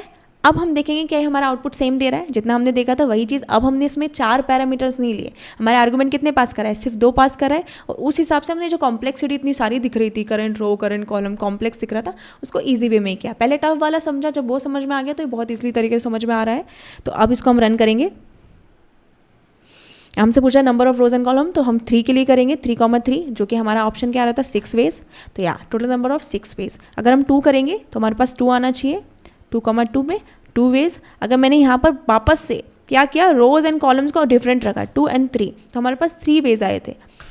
तो टोटल नंबर ऑफ 3 वेज। तो इस हिसाब से मेज पाथ में जस्ट आपको कंडीशन देखनी होती है। थोड़ा सा ट्रिकी कब होता है, जब आप बाउंड्री पे पहुंच जाते हो। कि आप बाउंड्री पे पहुंच गए तो आप थोड़ा सा चेंजेस करोगे, अदरवाइज अगर बाउंड्री वाला सीन नहीं होता तो हमने ये स्टे पाथ में भी किया है। सीधा हम ये वाला केस लगा सकते थे जहाँ total number of path right और डाउन लेते, लेकिन हमें देखना पड़ेगा कि अगर आप राइट नहीं जा सकते तो आपको फिर राइट वाली वेज काउंट ही क्यों करने हैं, उसको क्यों बार बार कॉल करना है राइट वाली वेज में अपडेट करके। डन। तो ये बहुत इंटरेस्टिंग था, आई होप सो आपको पूरे तरीके से समझ में आया होगा। नेक्स्ट है हमारा बहुत ही ज़्यादा interesting, that is tower of Hanoi. ये एक गेम है जिसे खेलने में जितना मज़ा आता है जब कोड करते हैं तो उतना ही ज़्यादा धमाकेदार, एक बोल सकते हैं ना, तड़का लगता है उसमें। तो चलिए उसको शुरू करते हैं। सो टावर ऑफ हनोई को समझने के लिए सबसे पहले हम उस गेम को खेलते हैं। मैंने जैसे कि बोला ये एक बहुत पुरानी पज़ल है, इसको ऑल ओवर द वर्ल्ड सब जगह खेला जाता है, बहुत पुरानी है। तो इसको जितना खेलने में मज़ा आता है उसका कोड करने में उतना ही कॉम्प्लेक्सिटी लगती है अगर इसको हमने ठीक तरह से नहीं समझा तो हम पहले इसको डीप एंड डाइव करके एकदम से समझने की कोशिश करेंगे कि उसमें हो क्या रहा है और एक्चुअल में डिफरेंस कहाँ पर हमें देखना है। कई बार लोग हम कन्फ्यूज हो जाते हैं कि डिस्क से लेकर प्रॉब्लम है या रोड से लेकर प्रॉब्लम है, तब ये जो हमारी रोड्स दी हुई होती हैं तो इनको हम समझेंगे, गेम खेलेंगे एंड देन हम जाकर कोड एग्जीक्यूट कर रहे होंगे। तो हमारे पास टावर ऑफ हनोई है, जैसे कि हम देख सकते हैं यहाँ पर हमारे 3 रोड्स दी हुई हैं, ये 1, 2 and 3। इसे हम ABC बोल सकते हैं। इसमें सिंपल लिखा है the object of the game is to move all the disc over to tower 3, ठीक है, एंड ड्रैग एंड ड्रॉप करना है हमको, but you can not place a larger disc into on to the smaller disc. इसमें जैसे rules हमारे पास मेज में था ना, हमारे पास रूल्स कि हम राइट या डाउन ही जा सकते हैं और सिर्फ हम एक स्टेप कर सकते हैं। सिमिलरली यहाँ पर भी कुछ रूल्स हैं, अदरवाइज तो डायरेक्ट हम उठाकर रख सकते थे, बट यहाँ रूल ये है कि एक डिस्क एक बार में ही सिर्फ हम शिफ्ट कर सकते हैं, एक ही डिस्क को उठा सकते हैं और छोटी डिस्क के ऊपर हम बड़ी डिस्क नहीं रख सकते। जैसे हम यहाँ पर देख सकते हैं हमारे पास एक डिस्क दी हुई है, 3 है, एक तरह से पिरामिड जैसा बना हुआ है, तो बड़ी के ऊपर छोटी है और उससे ऊपर और छोटी है। हम बड़े के ऊपर अगर ट्राई करेंगे रखने का, जैसे अगर मैं इसमें बोलूँ कि मैंने छोटे के ऊपर बड़ा, तो वो नहीं जाएगी क्योंकि यहाँ पर ये रूल ही नहीं है कि छोटे के ऊपर हम बड़ी नहीं रख सकते। इस तरह से सेम चीज़ हमें इसी रूल के हिसाब से इसको शिफ्ट करना है। कहाँ से? अपने सोर्स से डेस्टिनेशन पे। जब स्टार्टिंग में क्वेश्चन हमें दिया होता है तो हमें कैसे दिया होता है, ये हमारा सोर्स होता है। सोर्स मतलब जहाँ पर हमारी डिस्क मिली होती है एज अ पिरामिड, और यहाँ हमें पहुँचाना है डेस्टिनेशन, यानी कि जहाँ पर हमको उसे रीच कराना है, उसको पहुँचाना है। हमारा डेस्टिनेशन इस बार ये रो है, ABC, 3 रोड्स है हमारी, और ये है हमारा हेल्पर। हेल्पर क्या करता है, इसकी हेल्प से हमें यहाँ पहुँचाना है, क्योंकि हम पूरा नहीं उठा सकते, 1 बाय 1 जाएगा। जैसे हमने देखा था बीच में हमने स्वैप वैल्यू करी थी यूजिंग थर्ड वेरिएबल, तो क्या करता था ना, हमारा एक थर्ड जो टेम्परेरी वेरिएबल होता था, हम A एंड B में A की वैल्यू B में होल्ड कराने के लिए हम टैम्प में रख देते थे। तो टैम्प क्या करता था, उसकी वैल्यू को होल्ड करके रखता था थोड़ी देर, एंड देन हम B में उस वैल्यू को वापस से असाइन कर देते थे, रीअसाइन करते थे। बट यहाँ पर भी हेल्पर कुछ उस जैसा ही काम करता है। क्या काम कर रहा होता है, वो थोड़ी देर वैल्यू होल्ड करने का काम करता है, ताकि मैं अगर मैंने कुछ एक वैल्यू इसमें सेंड कराई है तो वो उसको होल्ड करके रखे जब तक मेरा दूसरा ना हो, और फिर मैं दूसरे को शिफ्ट करूं और वापस से मुझे डेस्टिनेशन पे जाना हो।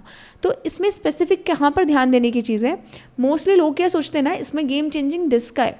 डिस्क का नहीं है, डिस्क तो हम शिफ्ट कर रहे हैं। मेन जो गेम होता है वो होता है रॉड्स का। अब वो हम ध्यान से देखेंगे, फोकस करेंगे। पहले एक सिंपल गेम खेलते हैं विदाउट एनी कि कैसे क्या हो रहा है, सिंपल एक पहले गेम खेल कर देखते हैं, ठीक है। यहाँ पर हमें क्या दिया है, मिनिमम मूव्स दिए हैं हमें। यहाँ पर नंबर ऑफ वेज नहीं बताने शिफ्ट करने के, वेज बताने होंगे तो ये तो हमारा सिंपल फॉर्मूला। अगर किसी ने सपोज आपसे पूछा ना कि आपके पास वेज कितने हैं, जैसे 3 डिस्क है, तो आपको एक फॉर्मूला लगाना है 2n-1, यानी कि अगर 3 वेज पूछा है तो 2 3-1 which is 8-1 equal to 7 ways हो सकते हैं। कम से कम यूनिक वेज कितने, 7 वेज होने चाहिए। और सेम चीज़ अगर मैं 4 के लिए बोलूँ तो 4 के लिए कितने हैं, 15, और 5 के लिए कितने हैं, 31। तो यानी कि यही फॉर्मूला अगर मैं देखूंगी 2 के लिए कितने थे, 15 थे, तो मैं क्या बोलूँगी 16-1 विच इज़ 15, टू की पावर 5 माइनस 1 यानी कि 31, 32 माइनस 1 यानी 31 वेज। तो इन वेज के लिए हमें कोड लिखने की जरूरत नहीं है, ये फॉर्मूला ही हमें बता दे रहा है कि कितने number of ways, unique ways होंगे जिससे मेरी सोर्स से डेस्टिनेशन तक सारी डिस्क अकॉर्डिंग टू रूल सब शिफ्ट कर रही होंगी। बट हमें यहाँ पर क्या जानना है, हमें इन मिनिमम वेज के थ्रू, ये जो मिनिमम मूव्स हैं मेरे, उनके थ्रू मुझे ये पूरा पाथ देखना है कि पहले में कहाँ से कहाँ शिफ्ट हुआ, ए से बी शिफ्ट हुआ, फिर बी से सी शिफ्ट हुआ। इस तरह से मुझे ये वाला पाथ बताना है। इसमें इन वेज में जो टोटल मूव्स मेरे 7 मूव्स हुए हैं, उन मूव्स में कहाँ से कहाँ मूव किया है वो मुझे प्रिंट कराना होगा। तो उसके लिए पहले हमें गेम खेलना आना चाहिए, तो हम वो प्ले करेंगे। तो हम 3 से स्टार्ट करते हैं, सबसे छोटा। तो मुझे क्या करना है, मुझे जैसे कि मैंने बोला एक बार मैं एक ही डिस्क रख सकती हूँ, ठीक है।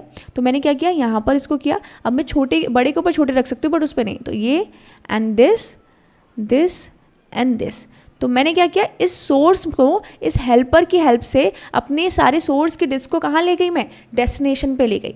Getting it? क्या कर रही हूँ मैं, फिर से ध्यान से हम देखेंगे। हमने क्या किया, अपने पहला पूरे 3 को ना लेकर हमने फोकस किस पे करना है, ऊपर वाली डिस्क को, यानी कि n-1 पे मैं ध्यान दे रही हूँ। यानी कि मैंने थर्ड वाले को इग्नोर किया। मैंने क्या किया, पहले इसको शिफ्ट किया, दिस एंड दिस।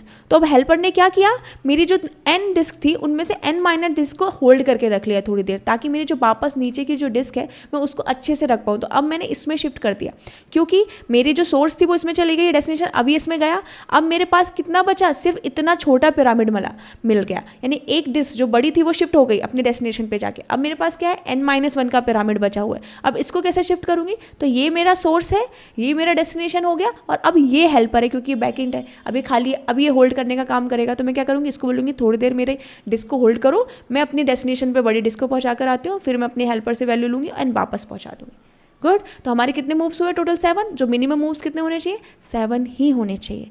तो अब ध्यान से फिर से एक बार और चीज़ समझेंगे। इसको हमें, टावर ऑफ होने एक ऐसी चीज़ है जो किसी को भी एक बार में समझ में नहीं आता। मुझे खुद एक बार में समझ नहीं आता। इसको हमेशा हमें बार बार देखेंगे ना, यूट्यूब पे जाकर कितनी मल्टीपल वीडियोस देखते रहते हैं, कभी इसका कभी उसका। तो उसको समझने के लिए आपको बहुत फोकस से एक ये गेम खेलना पड़ता है और समझना पड़ता है कौन सा पैटर्न फॉलो हो रहा है, एक्चुअल में डिफरेंस कहाँ पर आ रहा है, कहाँ पर चेंजेस है। जो हम रिकर्सिव कॉल देने वाले हैं अपने फंक्शन को, उसे हम कैसे करने वाले हैं, क्योंकि रिकर्जन का क्या मतलब होता है, प्रॉब्लम को सब प्रॉब्लम में ब्रेक करना। यानी कि मेरे पास डिस्क नंबर है n, तो पहले मैं n-1 को ट्राई करूँगी सॉल्व करने का। फिर जब मेरी बड़ी वाली जो डिस्क, मेरी सबसे लास्ट वाली डिस्क मेरी डेस्टिनेशन में पहुँच जाएगी, तो n-1 का मैं पिरामिड एज्यूम करूँगी कि अब ये गिवन है। फिर मैं उसको रिकर्सिवली कॉल कर रही होंगी। कैसे, फिर से देखते हैं।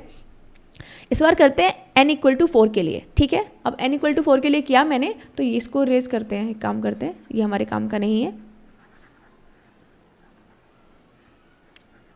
अब मुझे क्या करना है, मेरे पास गिवन क्या होता है, ध्यान से देखने की चीज़ है। मुझे यहाँ पर क्या गिवन है, मुझे गिवन है A B C। A क्या है, मेरा सोर्स है, B क्या है, मेरा हेल्पर है, और D क्या है, मेरा डेस्टिनेशन है, ठीक है। SHD मेरा क्या है, सोर्स, हेल्पर एंड डेस्टिनेशन। ये ABC दिया है। लेकिन अभी मुझे ये जो टोटल नंबर कितने हैं, मेरा n है, बट मैं अभी किसके लिए प्ले करना चाहती हूँ, मैं भूल जाऊँगी, नीचे वाली डिस्क इग्नोर करो थोड़ी देर। और ये क्या है, मेरा n-1, मैं इसके लिए करती हूँ। यानी कि मैं अपने सेम फंक्शन को रिकर्सिवली कॉल करूँगी n-1 के लिए, कि अगर आपके पास 4 ना होकर 3 होता तो आप क्या करते, तो हम क्या करते, इसको शिफ्ट कराते। लेकिन मेरे पास अभी 4 है, याद रखना, हम n-1 एज्यूम करें, लेकिन एक और डिस्क है, तो मैं उसको डेस्टिनेशन पर पहुँचाना चाहती हूँ। तो मैं क्या करूँगी, अपने हेल्पर को बोलूँगी थोड़ी देर के लिए मेरे जो पहली वाली डिस्क है उसको होल्ड करके रखो, ताकि जो मेरी बड़ी डिस्क है मैं उधर पहुँचा पाऊँ। अगर मैंने इसको डायरेक्टली डेस्टिनेशन पे पहुंचा दिया तो मेरी बड़ी डिस्क तो हेल्पर पे आ जाएगी, लेकिन मुझे लास्ट में अपना पूरा का पूरा जो पिरामिड है वो कहाँ ले जाना है, डेस्टिनेशन पे। तो मैं थोड़ी देर के लिए इनका नाम से चेंजेस करूंगी। मैं क्या करूंगी, अपने इस n-1 के लिए हेल्पर को ही क्या बना दूंगी, डेस्टिनेशन बना दूंगी। यानी कि मैं n-1 को कहाँ डालूंगी, डेस्टिनेशन में, जो कि मेरा एक हेल्पर था वो होल्ड करके रखेगा एज अ डेस्टिनेशन उसको। फिर वापस से जो मेरी बड़ी डिस्क है, जिसको मैं अपनी छोटी डिस्क के ऊपर नहीं रख सकती, उसको एक्चुअल डेस्टिनेशन पे लेकर जाऊंगी, जो कि थोड़ी देर हेल्पर का जैसा काम कर रहा था इसके लिए, ठीक है। जैसे ही वो चला जाएगा तो मेरे पास यहाँ पर क्या आएगी, मेरा छोटा वाला पिरामिड यहाँ हो जाएगा। अब मेरे पास यहाँ छोटा पिरामिड है, यहाँ पर बड़ी वाली मेरे पास जो डिस्क है वो चली गई। अब ये एम्प्टी है सपोज, क्योंकि मेरे पास ये 4 थी डिस्क, ये 3 इधर उधर। अब मेरे पास ये सेकेंड प्ले आया रोल, यानी n-1 शिफ्ट कर दिया। अब ये जो n-1 है इसको वापस से कहाँ ले जाना है, डिस्क पे ले जाना है। डेस्टिनेशन पे ले जाना है मुझे n माइनस डिस्क को, तो अब ये फिर से एक बार कॉल देगा n-1 वाली वैल्यूज़ को।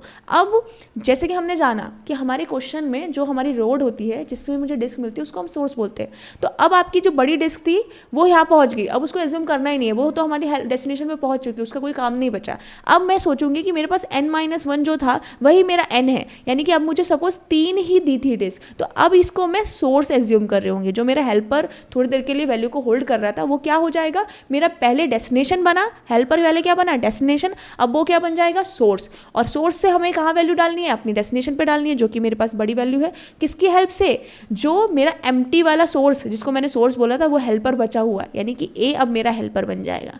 तो यहाँ पर अभी कंफ्यूज मत होना, अब यहाँ पर हम क्या कर रहे हैं, सिर्फ रोड्स के नेम को थोड़ा चेंजेस कर रहे हैं अकॉर्डिंग टू आर रिक्वायरमेंट, कि मेरा n-1 मुझे होल्ड करना है, एंड देन मुझे उसको जब वो होल्ड कर रहा है उसके अंदर रख रहा है, तो अगर मैं सिर्फ 3 को ही देखूँ, 4 ना देखकर मैंने सिर्फ 3 डिस्क देखी, तो वो इसके अंदर क्या होल्ड करेंगे, 3 डिस्क को होल्ड करेंगे, यानी कि उस 3 का तो डेस्टिनेशन वही हुआ ना। तो मेरा हेल्पर क्या कहलाएगा, उन 3 के लिए डेस्टिनेशन कहलाएगा, यानी n-1 के लिए ये क्या हो गया डेस्टिनेशन।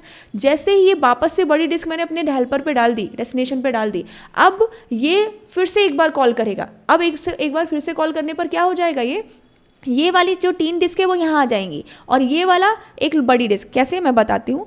फिर वो उसको क्या करने वाले हम सोचेंगे, इसको हम कैसे रन करने वाले हैं ध्यान से देखेंगे। मैंने क्या करना है, इसको दिस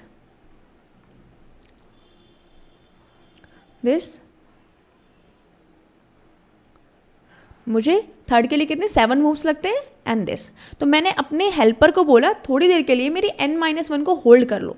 किसको बोला, अपने हेल्पर को, ये मेरा हेल्पर था, ठीक है। अभी हेल्पर ने इसको होल्ड किया, यानी कि 3 के लिए, अगर मैं n-1 के लिए बोलूँ तो ये क्या हो गया उसका डेस्टिनेशन।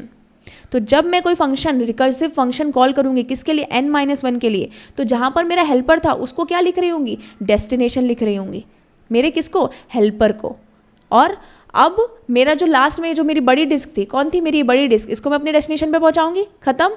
अब मेरा इतना प्रिंट हो गया कि कहाँ से कहाँ गए। अब फिर से रिफ्रेश सोचो, रिफ्रेश। अब आपके पास इसको इग्नोर करना है हमें, लास्ट वाले को, इसको मैंने इग्नोर किया।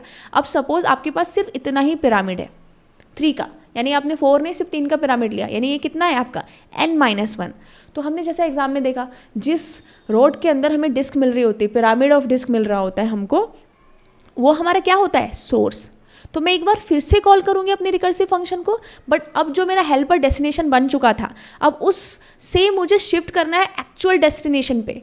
जो मेरा एक्चुअल डेस्टिनेशन था ना, जहाँ मेरी बड़ी डिस्क ऑलरेडी पड़ी हुई है, उस पर शिफ्ट करना है। ऐसे तो मैं नहीं छोड़ सकती ना, क्योंकि मुझे यहाँ से यहाँ तक लेकर जाना है। तो अभी तक तो वो डेस्टिनेशन बना हुआ था क्योंकि उसने उसे होल्ड किया था। अब होल्ड करने की जगह वो गिव करने का काम करेगा। पहले उसने उसे होल्ड किया, टेक लिया, उसने अपने पास रखा, अब वो देने का काम कर रहा है। जो देने का काम कर रहा है वो क्या है, सोर्स। तो अब मैं इसको, जो मेरा हेल्पर था वो डेस्टिनेशन की जगह अब क्या हो जाएगा, मेरा सीधा सोर्स हो जाएगा। तो यहाँ पर हमारा काम क्या हो रहा है, पहले मेरा हेल्पर डेस्टिनेशन बन रहा है, फिर दूसरी कॉल में मेरा वही जो हेल्पर डेस्टिनेशन बन चुका था अब वो सोर्स बन रहा है। और अब मेरी इन वैल्यूज को मैं इसमें डालूंगी। कैसे डालूंगी, ध्यान से देखेंगे हम। अब मैं क्या करने वाली हूँ, दिस। अब मेरे पास छोटे बड़ी के ऊपर जो ये गया, मेरी ये बड़ी वैल्यूज यहाँ, एंड ये अब इसकी हेल्प हो रही है ना, इसकी हेल्पर के थ्रू से मैं, देखो ध्यान से, मैंने इसकी हेल्प ले रही हूँ और यहाँ इसमें चली, गेटिंग इट। तो मेरे पास जो वैल्यू पहले होल्ड रखता है, जो डिस्क रखता है, वो डेस्टिनेशन होता है। जो देने का काम करता है, जहाँ से मुझे पिरामिड को पूरे के पूरे को उठाना है, शिफ्ट कराना है, वो मेरा सोर्स है। और जिसकी हम बीच बीच में हेल्प ले रहे हैं, थोड़ी देर के लिए अपनी 1 डिस्क रख दी, 2 डिस्क रख दी, वो हमारा हेल्पर होता है। तो यहाँ पर वही चीज़ है। क्या चीज़ें हैं, शुरू में हमें ABC दिया हुआ है, यानी कि सोर्स, हेल्पर एंड डेस्टिनेशन हमारे फंक्शन में। लेकिन जब हम इसे कॉल करेंगे n-1 के लिए, तो जो मेरा सोर्स था वो तो सोर्स रहेगा, लेकिन जो हेल्पर है वो मेरे n-1 वाले जो नंबर्स हैं, जो मेरी डिस्क है, उनको होल्ड करेगा। तो वो क्या बन जाएगा, डेस्टिनेशन बन जाएगा। और जो मेरा डेस्टिनेशन था वो एक बड़ी डिस्क को होल्ड करके रखने का काम कर रहा है, तो वो क्या हो जाएगा, हेल्पर। ठीक है, मैं इतना प्रिंट करा दूंगी। अब वापस से जो ये मेरी डेस्टिनेशन है, इसके पास n-1 का पिरामिड था। यहाँ पर कितना था, n-1 का पिरामिड। अब इसको भी तो एक्चुअल डेस्टिनेशन पे लेकर जाना है। हेल्पर मेरा डेस्टिनेशन ज़रूर बन गया, मगर मुझे यहाँ पर 4 वाला लेना है। मैंने n को क्या किया, ब्रेक करा, n-1 के लिए गेम खेला। तो अब मेरे पास n-1 यहाँ है। अब इस n-1 को मैं जब यहाँ शिफ्ट करूँगी, तो ये जो मेरा पहले होल्ड कर रहा था वो डेस्टिनेशन था, अब वो क्या काम करेगा, देने का काम करेगा। यानी कि अब ये मेरा ए बन चुका है, जो गिवन ए पहले यहाँ पर था ना, जिसके ऊपर अंदर 4 रोज थी मेरी, 4 डिस्क थे मेरे, अब उसके अंदर 3 डिस्क हैं n-1 के लिए। तो अब वो क्या हो जाएगा मेरा सोर्स, सिंपल, क्योंकि अब वो गिव कर रहा है, दे रहा है, अब उससे हम शिफ्ट करा रहे हैं। पहले वो होल्ड कर रहा था थोड़ी देर के लिए जब तक मैं बड़ी डिस्क को नहीं शिफ्ट कर रही थी, अब वो किसको दे रहा है, मेन डेस्टिनेशन को दे रहा है। तो जो मेरा हेल्पर बना था थोड़ी देर के लिए, क्योंकि उसने बड़ी डिस्क को, अब उसमें मुझे पूरे 3 के 3 उठा के रखने हैं, ठीक है। तो किस में रखने हैं, लास्ट वाली रोड में जो मेरा डेस्टिनेशन हो जाएगा, बट किसकी हेल्प से करेंगे, इसकी हेल्प से, जो मेरा हेल्पर बन जाएगा। तो किस में चेंजेस हुए, मेरे सिर्फ सोर्स, डेस्टिनेशन और हेल्पर जो है वो आपस में कुछ ना कुछ चेंजेस करा रहे हैं। यानी कि मेरा जो पहले हेल्पर था वो क्या बन गया, डेस्टिनेशन बन गया, और जो डेस्टिनेशन था वो हेल्पर बन गया, फिर बाद में जो डेस्टिनेशन था वो क्या बन गया, सोर्स बन गया, और जो मेरा यहाँ पर सोर्स था वो मेरा हेल्पर बन गया। Getting it. तो ये आपस में चेंज कर रहे हैं। गिवन हमें ये होता है, लेकिन जब हम n-1 के लिए गेम खेलते हैं तो वो इस तरह से काम करता है। एक काम करते हैं, इसको 5 के लिए गेम खेलते हैं। अगर मैंने 5 के लिए लिया, ठीक है, 5 में 31 वे हमारे मूव्स है, तो ध्यान से देखेंगे हम यहाँ पर क्या करेंगे, n-1 यानी 4 के लिए प्ले करने वाले हैं। अब हमको इसमें इस टेम्परेरी जो मेरा हेल्पर है, ये बी वाली डिस्क है, ये वाली, इसमें मुझे शिफ्ट करना है बीच वाली में। तो इसमें शिफ्ट करने के लिए मैंने n-1 के लिए लेकर जाऊँगी, तो क्या करूँगी मैं,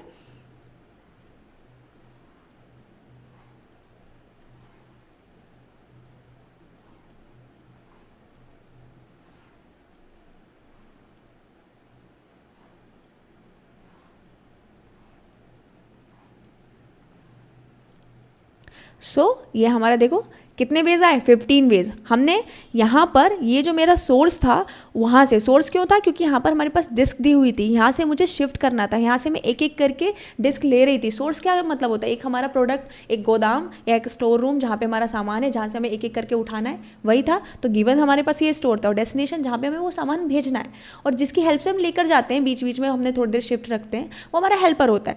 अभी हमने n-1 को, यहाँ पर ध्यान से देखना, मेरा जो n-1 यानी कि यहाँ पर जो 4 है, क्योंकि 5 के लिए किया, वो यहाँ पर शिफ्ट कराया, इस हेल्पर को बोला थोड़ी देर के लिए इसको क्या करो, होल्ड करके रखो। तो n-1 के लिए ये हेल्पर नहीं है, n-1 के लिए हेल्पर नहीं है, ये 5 के लिए हेल्पर था। n-1 ने इसे होल्ड करके रखा हुआ है अपने पास, तो ये उसका क्या हो गया, डेस्टिनेशन हो गया। तो जब मैंने फंक्शन को कॉल करना है n-1 के लिए, तो मैं यहाँ पर जो मेरा ABC था, ABC मतलब सोर्स, हेल्पर एंड डेस्टिनेशन, तो मेरा जो हेल्पर है वो क्या कहलाएगा, डेस्टिनेशन बन जाएगा। ठीक है, अभी इतना मुझे समझ में आया। और ये सोर्स था मेरे पास, इतना सिंपल, ये सोर्स था क्योंकि सोर्स से लिया है, तो ये क्या बचा, हेल्पर, यानी ये मेरा हेल्प कर रहा था इसको इसमें शिफ्ट कराने के लिए। इतना मैंने कॉल किया जिससे मेरी n-1 जो है वो शिफ्ट हो गई थोड़ी देर के लिए, कहाँ पर, हेल्पर में, जो उसका डेस्टिनेशन है। इतना डन हुआ। अब मैं इसको और आगे करूँगी कि अब मैंने क्या किया, जो मेरी बड़ी डिस्क जो मेरी बची हुई थी वो मेरी डेस्टिनेशन पर पहुँचा दी, एक वे मेरा वो हो गया। अब रिफ्रेश देखो, इसको भूल जाओ, फिर से इसको हमने भूल दिया, तो अब हमारे पास क्या बचा हुआ है, अब मेरे पास बची हुई है ये। अगर मैंने इसको n-1 ना मानू, ये n-1 ही है, तो एक तरह से ये रिफ्रेश मेरे पास फिर से एक पिरामिड है, किसका, डिस्क का पिरामिड है। तो मैं क्या करूँगी, इसको शिफ्ट करने का काम करूँगी। तो अब भूल जाओ कि कितना था, n-1 था या जो भी था, मेरे पास n था, समझो, n-1 था। अब इसको शिफ्ट कराना है। अब मेरे पास ये स्टोर रूम का काम कर रहा है, अब मुझे इससे फिर से चीज़ें उठानी है। अभी तक इसने होल्ड कर रही थी तो डेस्टिनेशन था, अभी n-1 वाली वैल्यूज़ लेनी है। तो मैं फिर से जब दोबारा से अपने फंक्शन को एक बार और कॉल करूँगी अपने टावर को, तो वो क्या होगा, मेरे टावर ऑफ फंक्शन का n-1, एंड देन ये जो है, जो सेकंड बी मेरा डेस्टिनेशन था, अब वो क्या बन गया, मेरा सोर्स बन गया। एक मैंने बोला ना गोदाम, जहाँ पर मेरी डिस्क पड़ी हुई है एक पिरामिड के रूप में, मैं 1 बाय 1 उसे उठाऊंगी। और डालना कहाँ है, एट द एंड मुझे यहीं डालना है जो उन्होंने बोला है इस क्वेश्चन में, कहाँ से, सोर्स से डेस्टिनेशन पे, तो यहाँ पे डालना है। तो यानी कि ये मेरा डेस्टिनेशन हो गया, किसकी हेल्प से, ये जो एम्प्टी वाला है, यानी कि इसकी मुझे बीच में हेल्प लगेगी थोड़ी थोड़ी देर के लिए होल्ड कराने के लिए, तो ये क्या हो जाएगा, मेरा हेल्पर हो जाएगा। तो मुझे 2 बार कॉल करना है अपने फंक्शन को रिकर्सिवली n-1 के लिए, जिसमें मेरा हेल्पर एक बार डेस्टिनेशन बन रहा होगा, एक बार मेरा हेल्पर सोर्स बन रहा होगा। तो जो मेरा सोर्स है, अगर मेरा हेल्पर डेस्टिनेशन बना तो डेस्टिनेशन को हेल्पर बनना पड़ेगा, सिंपल सी बात है। और अगर मेरा जो हेल्पर है सोर्स बना, तो मेरे सोर्स को हेल्पर बनना पड़ेगा। तो इस हिसाब से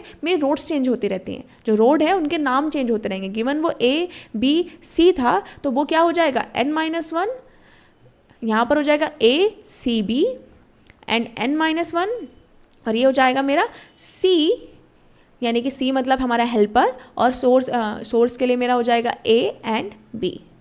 BANC, इस तरह से हम रिकर्सिवली उसे 2 बार कॉल कर रहे होंगे। Getting it? कैसे करना था हमको, हमें n-1 के थ्रू से बार बार कॉल करते जाना है और उसके पाथ हमें बताते रहना है कि कहाँ से कहाँ तक शिफ्ट हुआ। ठीक है, अब एक काम करते हैं, इसको फिर से कॉल कर, अब हमने n-1 को फिर से देखना है, तो अब मैं इसकी हेल्प लूँगी। क्या करूँगी, इसको n-1 जो मेरा पिरामिड है उसको यहाँ सोर्स से लेकर इस डेस्टिनेशन पर ले जाना है, और ये मेरा क्या होने वाला है, ये मेरा हेल्पर होने वाला है। तो मैं क्या करूँगी,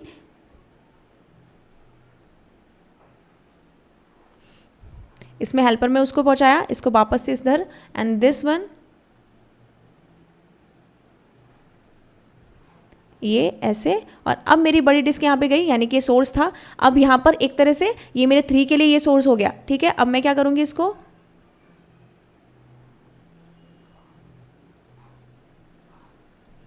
और ये वापस से सोर्स और ये वापस से स्टेशन। तो ये आपस में ऐसे ही गेम खेलते रहते हैं। मेरी सबसे पहले क्या बनती रहती है, ये मेरी बनती रहती है सोर्स हेल्पर डेस्टिनेशन, देन ये बन जाएगा मेरा source destination helper, then helper source and destination. बस इस तरह से वो चलता रहता है। ये आपस में शिफ्ट करेंगे, कभी ये आपस में शिफ्ट करेंगे। Getting it? अब हम इसको एक बार कोड के थ्रू समझते हैं। जैसे मैंने आपको बताया, अगर आपने 5 के लिए भी सॉल्व किया, 3 के लिए करना है, तो हमें 3 के लिए भी हमने किया। n-1 को जब भी हम कॉल कर रहे होंगे तो कैसे काम करेंगे। यहाँ पे क्या किया, मैंने एक सिंपल सी का लिखा है और यहाँ पर एक इंट डिस्क करके एक वेरिएबल बनाया, ताकि यूजर से मैं ले सकूँ कि कितने नंबर ऑफ डिस्क को साथ उसे टावर ऑफ होने गेम प्ले करना है। ठीक है, अब हमें क्या करना है, सिंपल मैं यहाँ पर अपना एक फंक्शन बनाऊंगी जिसमें मैं अपना टावर ऑफ होने इंप्लीमेंट कर रहे होंगे हम। तो ये मैं बनाने वाली वॉइड, मुझे कुछ रिटर्न नहीं करना, सीधा प्रिंट कराना है। मैं फंक्शन के अंदर ही प्रिंट करा दूँगी। तो मैंने टावर फंक्शन का नाम रखा टावर, एंड देन मुझे उसके अंदर क्या क्या भेजना है ध्यान देना है। मुझे इंट n जो कि मेरे नंबर ऑफ डिस्क होंगी, कितनी नंबर ऑफ डिस्क है। देन मुझे कैर में भेजना है अपना सोर्स, किस रोड पे, यानी सोर्स जो मेरा ए है वो किस रोड यानी किस पे मेरी सबसे पहले डिस्क हमको मिलती है, कौन सी डिस्क रोड पे है, क्योंकि उस प्रोडक्ट के अंदर मेरे पास डिस्क पड़ी हुई है। सोर्स मतलब एक तरह से स्टोर रूम, जहाँ से मुझे डिस्क उठानी है, 1 बाय 1 लेनी है। ठीक है, और मुझे किसकी हेल्प से डेस्टिनेशन तक पहुँचानी है, वो हो जाएगा मेरा कैर हेल्प h, और कहाँ पे पहुँचानी है, डेस्टिनेशन, जो उसका लास्ट में स्टोर करने का काम करेगा। उन सारी डिस्क को 1 बाय 1 उस पिरामिड को उठाकर मुझे वहाँ तक रखना है। ठीक है, तो वो क्या हो जाएगा मेरा डेस्टिनेशन, कैर d। डन। अब मुझे क्या करना है, यहाँ पर मुझे अपने सिंपल, मेरा काम वही है, मैं उसको सब प्रॉब्लम में तोड़ूंगी। n को ना ध्यान में देकर मैं n-1 के लिए चल रही होंगी। ठीक है, तो मैं क्या करूँगी, यहाँ पर टावर, इसको रिकर्सिवली कॉल दूंगी किसके लिए, n-1, और अब n-1 के लिए जैसे मैंने बोला, तो अभी थोड़ी देर के लिए वो n-1 को कौन होल्ड करने वाला है, मेरा हेल्पर होल्ड करने वाला है। होल्ड करने का मतलब वो रखेगा, और जहाँ पर हम उसको रख रहे हैं उस पिरामिड को एज इट इज़, अभी नीचे वाला हमने जो डिस्क थी उसको इग्नोर किया, n-1 का काम कर रहे हैं। तो वो जो हेल्पर है वो किसके जैसा काम करेगा, डेस्टिनेशन का, यानी वो उसको होल्ड करके रख रहा है। पूरे पिरामिड को उठा के हमने वहाँ तक रख दिया, n-1 को उठाया अपनी डिस्क ए से और कहाँ पर ले गए, हम अपने हेल्पर पे। तो हेल्पर मेरा जो बन गया वो क्या बन गया, डेस्टिनेशन बन गया। तो जो h था वो डेस्टिनेशन बन जाएगा, जो सोर्स है वो सोर्स रहेगा। तो S और H की जगह हम लिख देंगे D, और अभी जो मेरा D है वो हेल्पर का काम करेगा, उसे हम 1 बाय 1 एक डिस्क लेना और करने का। तो इसमें n-1 के लिए हम क्या करने वाले हैं, पास SDH, यानी कि मेरा जो हेल्पर है वो बन गया डेस्टिनेशन, और जो डेस्टिनेशन था वो क्या बन गया, हेल्पर। किसके लिए, n-1 के लिए। ठीक है, अब उसके बाद इसको करने के लिए हम इसमें प्रिंट करा देंगे, इसी को बोलेंगे कि %d डिस्क, कौन से नंबर की disc is shifting from %c, मतलब कि जो भी डिस्क मेरा नेम होगा, टू %c, कैर लेने वाले हैं हम, एंड /n। और अब मैं यहाँ पर क्या कर दूंगी, मेरा n जो %d और s और d, क्योंकि मुझे प्रिंट हेल्पर नहीं कराना है, हेल्पर सिर्फ हेल्प का काम कर रहा है। एट द एंड मुझे सोर्स से डेस्टिनेशन पर ही पहुँचाना है। ठीक है, अभी मेरे पास क्या हुआ, जो बड़ी डिस्क थी वो डेस्टिनेशन पे चली गई, मेरी जो n-1 है वो मेरे बीच वाले हेल्पर में पहुंची है, जिसको मैंने एज अ डेस्टिनेशन अभी एज्यूम कर रखा है। अब मुझे उस n-1 यानी कि जो मिड वाला है, मैं इसको समझाती हूँ आपको अच्छे से। यहाँ पर जो मेरा मिड वाला है, पहले मेरे पास क्या थी, ये देखो 3 थे, 3 ही वेज होने वाले हैं यहाँ पर। ठीक है, ये मेरे पास क्या था, A-B-C, यानी कि सोर्स, हेल्पर एंड डेस्टिनेशन। ठीक है, अभी सोर्स क्या है, जहाँ पर मुझे डिस्क दी हुई है। सपोज मेरे पास डिस्क 2 दी हैं, 2 दी हुई हैं, ठीक है। और अब मुझे कहाँ पहुँचानी है, डेस्टिनेशन पे पहुँचानी है। As according to our game, हमारे गेम में यही काम है कि हमें सोर्स से, एक स्टोर से अपना प्रोडक्ट उठाना है, एज इट इज़ उठाकर मुझे डेस्टिनेशन पे पहुँचाना है। लेकिन मैं पूरा एक साथ नहीं उठा सकती क्योंकि उनके खुद के रूल्स हैं कि मुझे एक ही डिस्क एक बार में ही लानी है और मैं छोटी के ऊपर बड़ी नहीं रख सकती। तो मैं क्या करूँगी, हेल्पर की हेल्प लूँगी, उसको एक टेम्परेरी वेरिएबल की तरह बोलूँगी थोड़ी देर के लिए मेरा n-1 वाले को तुम होल्ड करके रखो। किसको, n-1 को। तो वो क्या करेगा, बोलेगा ठीक है मैं होल्ड करके रखता हूँ। तो अब वो क्या करेगा, मेरा n-1 जो होता है यानी कि तो जो डिस्क थे उस पूरे पिरामिड को ले लेगा, तो उसको वो होल्ड कर रहा है यानी रख रहा है। तो मैं बोलूँ तो n-1 के लिए क्या बन गया, डेस्टिनेशन बन गया, क्योंकि मुझे एक पिरामिड को ही तो दूसरी जगह शिफ्ट करना है। तो यहाँ पे मैंने एक पिरामिड उठाकर डेस्टिनेशन पे हेल्पर में थोड़ी देर के लिए रख दिया, उसे शिफ्ट कर दिया n-1। तो n-1 के लिए ये क्या हो गया, डेस्टिनेशन। यहाँ पर एक है, ये मेरा सोर्स और ये मेरा क्या बन गया, हेल्पर, क्योंकि मैंने इसकी हेल्प लेकर इसमें शिफ्ट किया। तो मेरा सोर्स बन गया, ये मेरा डेस्टिनेशन हो गया और ये मेरा हेल्पर हो गया n-1 के लिए। लास्ट में फिर मैं क्या करने वाली हूँ, मैं क्या करूँगी, इस वाली बड़ी डिस्क को मैं डेस्टिनेशन पे लेकर जाऊँगी, यानी कि ये मेरी यहाँ आ जाएगी और ये मेरी जो छोटी डिस्क हेल्पर में थी वो वहीं रहने वाली है, यानी कि ये मेरे पास सोर्स था, ये डेस्टिनेशन, ये हेल्पर। अब ध्यान से हमारा काम क्या आने वाला है, अब ये जो बचा हुआ n-1 है इसको मुझे डेस्टिनेशन पे पहुंचाना है ना। तो अभी हमारे पास 3 थी, अब हमारे पास टारगेट बचा है दूसरी बार में कि ये जो n-1 मैंने अपने हेल्पर को थोड़ी देर के लिए होल्ड करने को बोली थी, अब उससे वापस लेना है। तो जिससे हम वापस ले रहे हैं अपने जिस स्टोर रूम से, वो हमारा सोर्स है ना। केवल सोर्स का मतलब क्या होता है, जहाँ से हमें चीज़ें ले रहे होते हैं। तो ये मेरा सोर्स हुआ, अब किसके लिए, n-1 के लिए। तो एक बार मैं फिर से दूसरी बार फंक्शन यहाँ पर कॉल कर रही हूँगी, टावर वाला फंक्शन n-1 के लिए।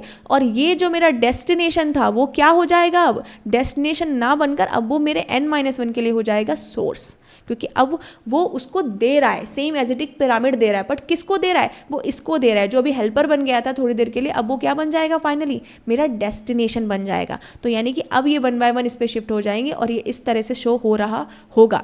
और किसकी हेल्प से, ये जो एम्प्टी है इसकी हेल्प से। तो ये मेरा हेल्पर बन जाएगा। तो मैं इसको बोलूँगी helper and then source and then destination, यानी कि मैं 2 बार कॉल करूँगी n-1 के लिए।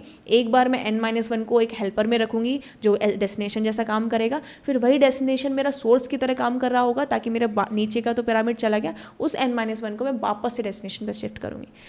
ये इतना ज़्यादा कॉम्प्लेक्स भी नहीं है अगर हम इसको सही तरीके से समझ रहे हैं। लेकिन अगर हम इसको जस्ट एक देखते रहते, जब तक आप गेम नहीं खेलोगे आपको नहीं समझ में आ रहा होगा। उसका पैटर्न फॉलो करना है। आप 3 बार के लिए खेलो, 4 के लिए खेलो या फिर 5 के लिए खेलो। आप क्या कर रहे हो, अपनी n-1 के लिए, अगर ये 3 है तो यानी कि 2 डिस्क यहाँ पे आ रही है। अगर ये 4 होता तो 3 डिस्क वाला आप इस पर शिफ्ट करते। जो बीच वाली हमारी रोड है ना, वो n-1 के लिए डेस्टिनेशन का काम करती है पहली बार में।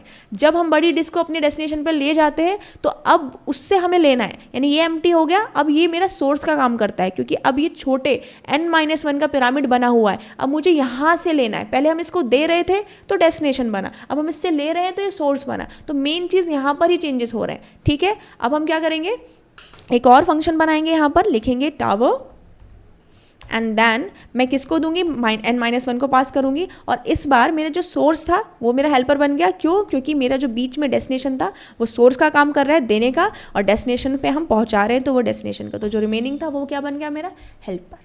Getting it. तो इसी तरह से हम इस फंक्शन को कॉल करेंगे। अब हमें यहाँ से कॉल कर देना है अपने यहाँ फंक्शन को। मैंने किया function call tower and then मेरा यहाँ पर n जो था वो है डिस्क एंड मेरा सोर्स में क्या जाएगा, यहाँ पर मैंने सोर्स और हेल्पर और डेस्टिनेशन दिया है, जो कि मेरे क्वेश्चन के अकॉर्डिंग क्या होना चाहिए,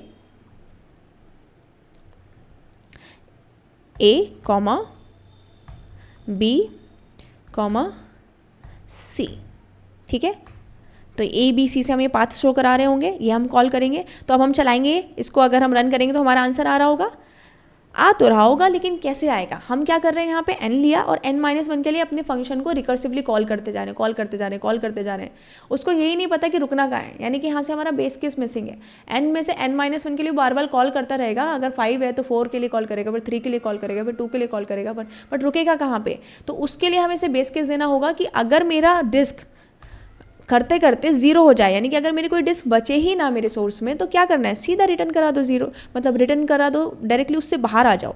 0 रिटर्न कराने की जरूरत नहीं, क्योंकि मैंने वॉइड बनाया अपना फंक्शन का रिटर्न टाइप। तो यहाँ पे क्या करूँगी, इफ़ n = 0, यानी कि अगर मेरी अब डिस्क कोई बची ही नहीं है ना, तो अब मुझे क्या करना है, उसको सीधा n = 0 करके रिटर्न करा देना है यहाँ पर, ठीक है। अब मैं इसको रन करके देखूँ क्या ये मेरा प्रॉपरली वर्क कर रहा है। तो एंटर नंबर ऑफ डिस्क मैंने 3 किया तो मेरे 7 मूव्स आने चाहिए। तो हम देखेंगे 3 एंड सी, इसको हम पूरी तरह से मैं इसको बड़ा करती हूँ एंड सी। यहाँ पर ध्यान से देखेंगे हम, हमारे पास कितने वेज आए यहाँ पर,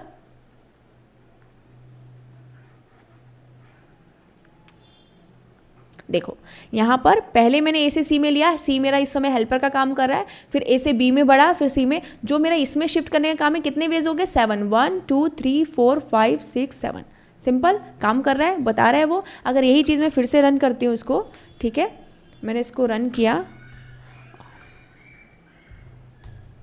और इस बार मैंने एंटर कराया 4 के लिए होना चाहिए 15 और सी। अब हम इसे काउंट करेंगे तो मैं देखूँ तो ये हो जाएगा 3 3 3 3 12 प्लस 14 एंड 15, तो मेरे पास 15 मूव्स आ गए अपनी 4 डिस्क को सोर्स से डेस्टिनेशन तक ले जाने पर, जिसमें बीच में कई बार मेरा हेल्पर डेस्टिनेशन का काम कर रहा है, कई बार वो सोर्स का काम कर रहा है। अगर हेल्पर डेस्टिनेशन बन रहा है तो जो डेस्टिनेशन है वो ऑब्वियसली हेल्पर बन जाएगा, और अगर वो सोर्स बन रहा है तो वो आपस में चेंज कर रहे होंगे। तो बस इतना सही इसमें क्या होता है, एक गेम प्ले होता है कि हमको कहाँ पर ध्यान देना है, हमें रोड्स पर ध्यान देना होता है कि वो आपस में कैसे चेंज हो रही है। लोग क्या करते हैं ना, क्यों कन्फ्यूज होते हैं, वो डिस्क पे ध्यान देते हैं कौन सी डिस्क कहाँ जा रही है। इट्स नॉट अबाउट इट, वो तो एक रोल, एक गेम ही है कि एक डिस्क को एक ले जाना है और बड़े के ऊपर छोटी रख सकते हैं, लेकिन छोटे के ऊपर बड़ी नहीं। बट हमें यहाँ पर ध्यान देना है कि हम किसके लिए कहाँ पर थोड़ी देर के लिए हमारा हेल्पर जो डेस्टिनेशन का काम कर रहा है वो होल्ड कर रहा है, एंड देन जब वो होल्ड करता है उससे हम जब वापस लेते हैं तो वो सोर्स जैसा काम कर रहा होता है। तो इस हिसाब से हमें उसे करेक्ट पाथ देना होता है, ए से बी, बी से सी। तो ये क्वेश्चन ऑब्वियस है, टावर ऑफ होने इसलिए इंटरव्यूज में ज़्यादा पूछा जाता है, इतनी ईजिली समझ में नहीं आता किसी को, चाहे मैं हूँ या कोई भी। बहुत सारी हम वीडियोज़ देख रहे होते हैं, यूट्यूब पर जाते हैं, तो कोई भी किसी से एकदम फुल्ली सेटिस्फाई नहीं होता। बट मैंने यहाँ पर ट्राई किया है, मुझे नहीं लगता इससे ज़्यादा और अच्छी अप्रोच हो सकती है इसको समझाने की। तो इसमें जितना अगर ऐसा लगता है तो उसको बार बार देखो और गेम प्ले ज़रूर करो खुद पे जाकर। ऑनलाइन मिलता है आपके maths.dh में साइट्स पे जाकर, ऐसे ऑनलाइन मैंने भी वहाँ से यूज़ किया है, तो वहाँ से जाकर खेलो और खेल कर समझ में आ रहा होगा आपको कि कौन सा पैटर्न जो है वो सेम चीज़ फॉलो कर रही है, चाहे कितने भी नंबर ऑफ डिस्क है। उस पैटर्न को आप समझ जाओगे तो आपको समझ में आ रहा होगा कि आपकी वापस में कैसे हो रही है, source helper destination, then source destination helper, then helper source destination, यही बार बार ये रिकर्सिवली आपस में एक दूसरे को चेंज करते जाते हैं। सो ये बहुत इंपॉर्टेंट है, ये आपकी लॉजिक और टेस्टिंग को बताता है, तो इसको देखना। रिकर्सिव हमारा पूरे अच्छे से हमने समझा, इसकी 3 वीडियोस हमारी रही हैं, हमने देखा है। इसमें हमने बिगनर, इंटरमीडिएट और एडवांस लेवल के जो टावर ऑफ होनाई और मेज़ पाथ बहुत डिफिकल्ट लेवल माना जाता है, इससे आपकी टेस्टिंग का टेस्ट हो रहा होता है। अगर आपने ये कर लिया, इट मीन्स आपको रिकर्सिव अच्छे से समझ में आ गया है, आप दोस्त बन चुके हो रिकर्जन के। इंटरव्यू आपसे इंप्रेस हो जाएगा अगर आपने उसको इस तरह से समझा दिया। अगर सच में अच्छा लग रहा है तो इसको शेयर करो, लाइक करो, कमेंट करो और सब्सक्राइब करके जाना channel. Till then stay focus, stay consistent, success will follow you.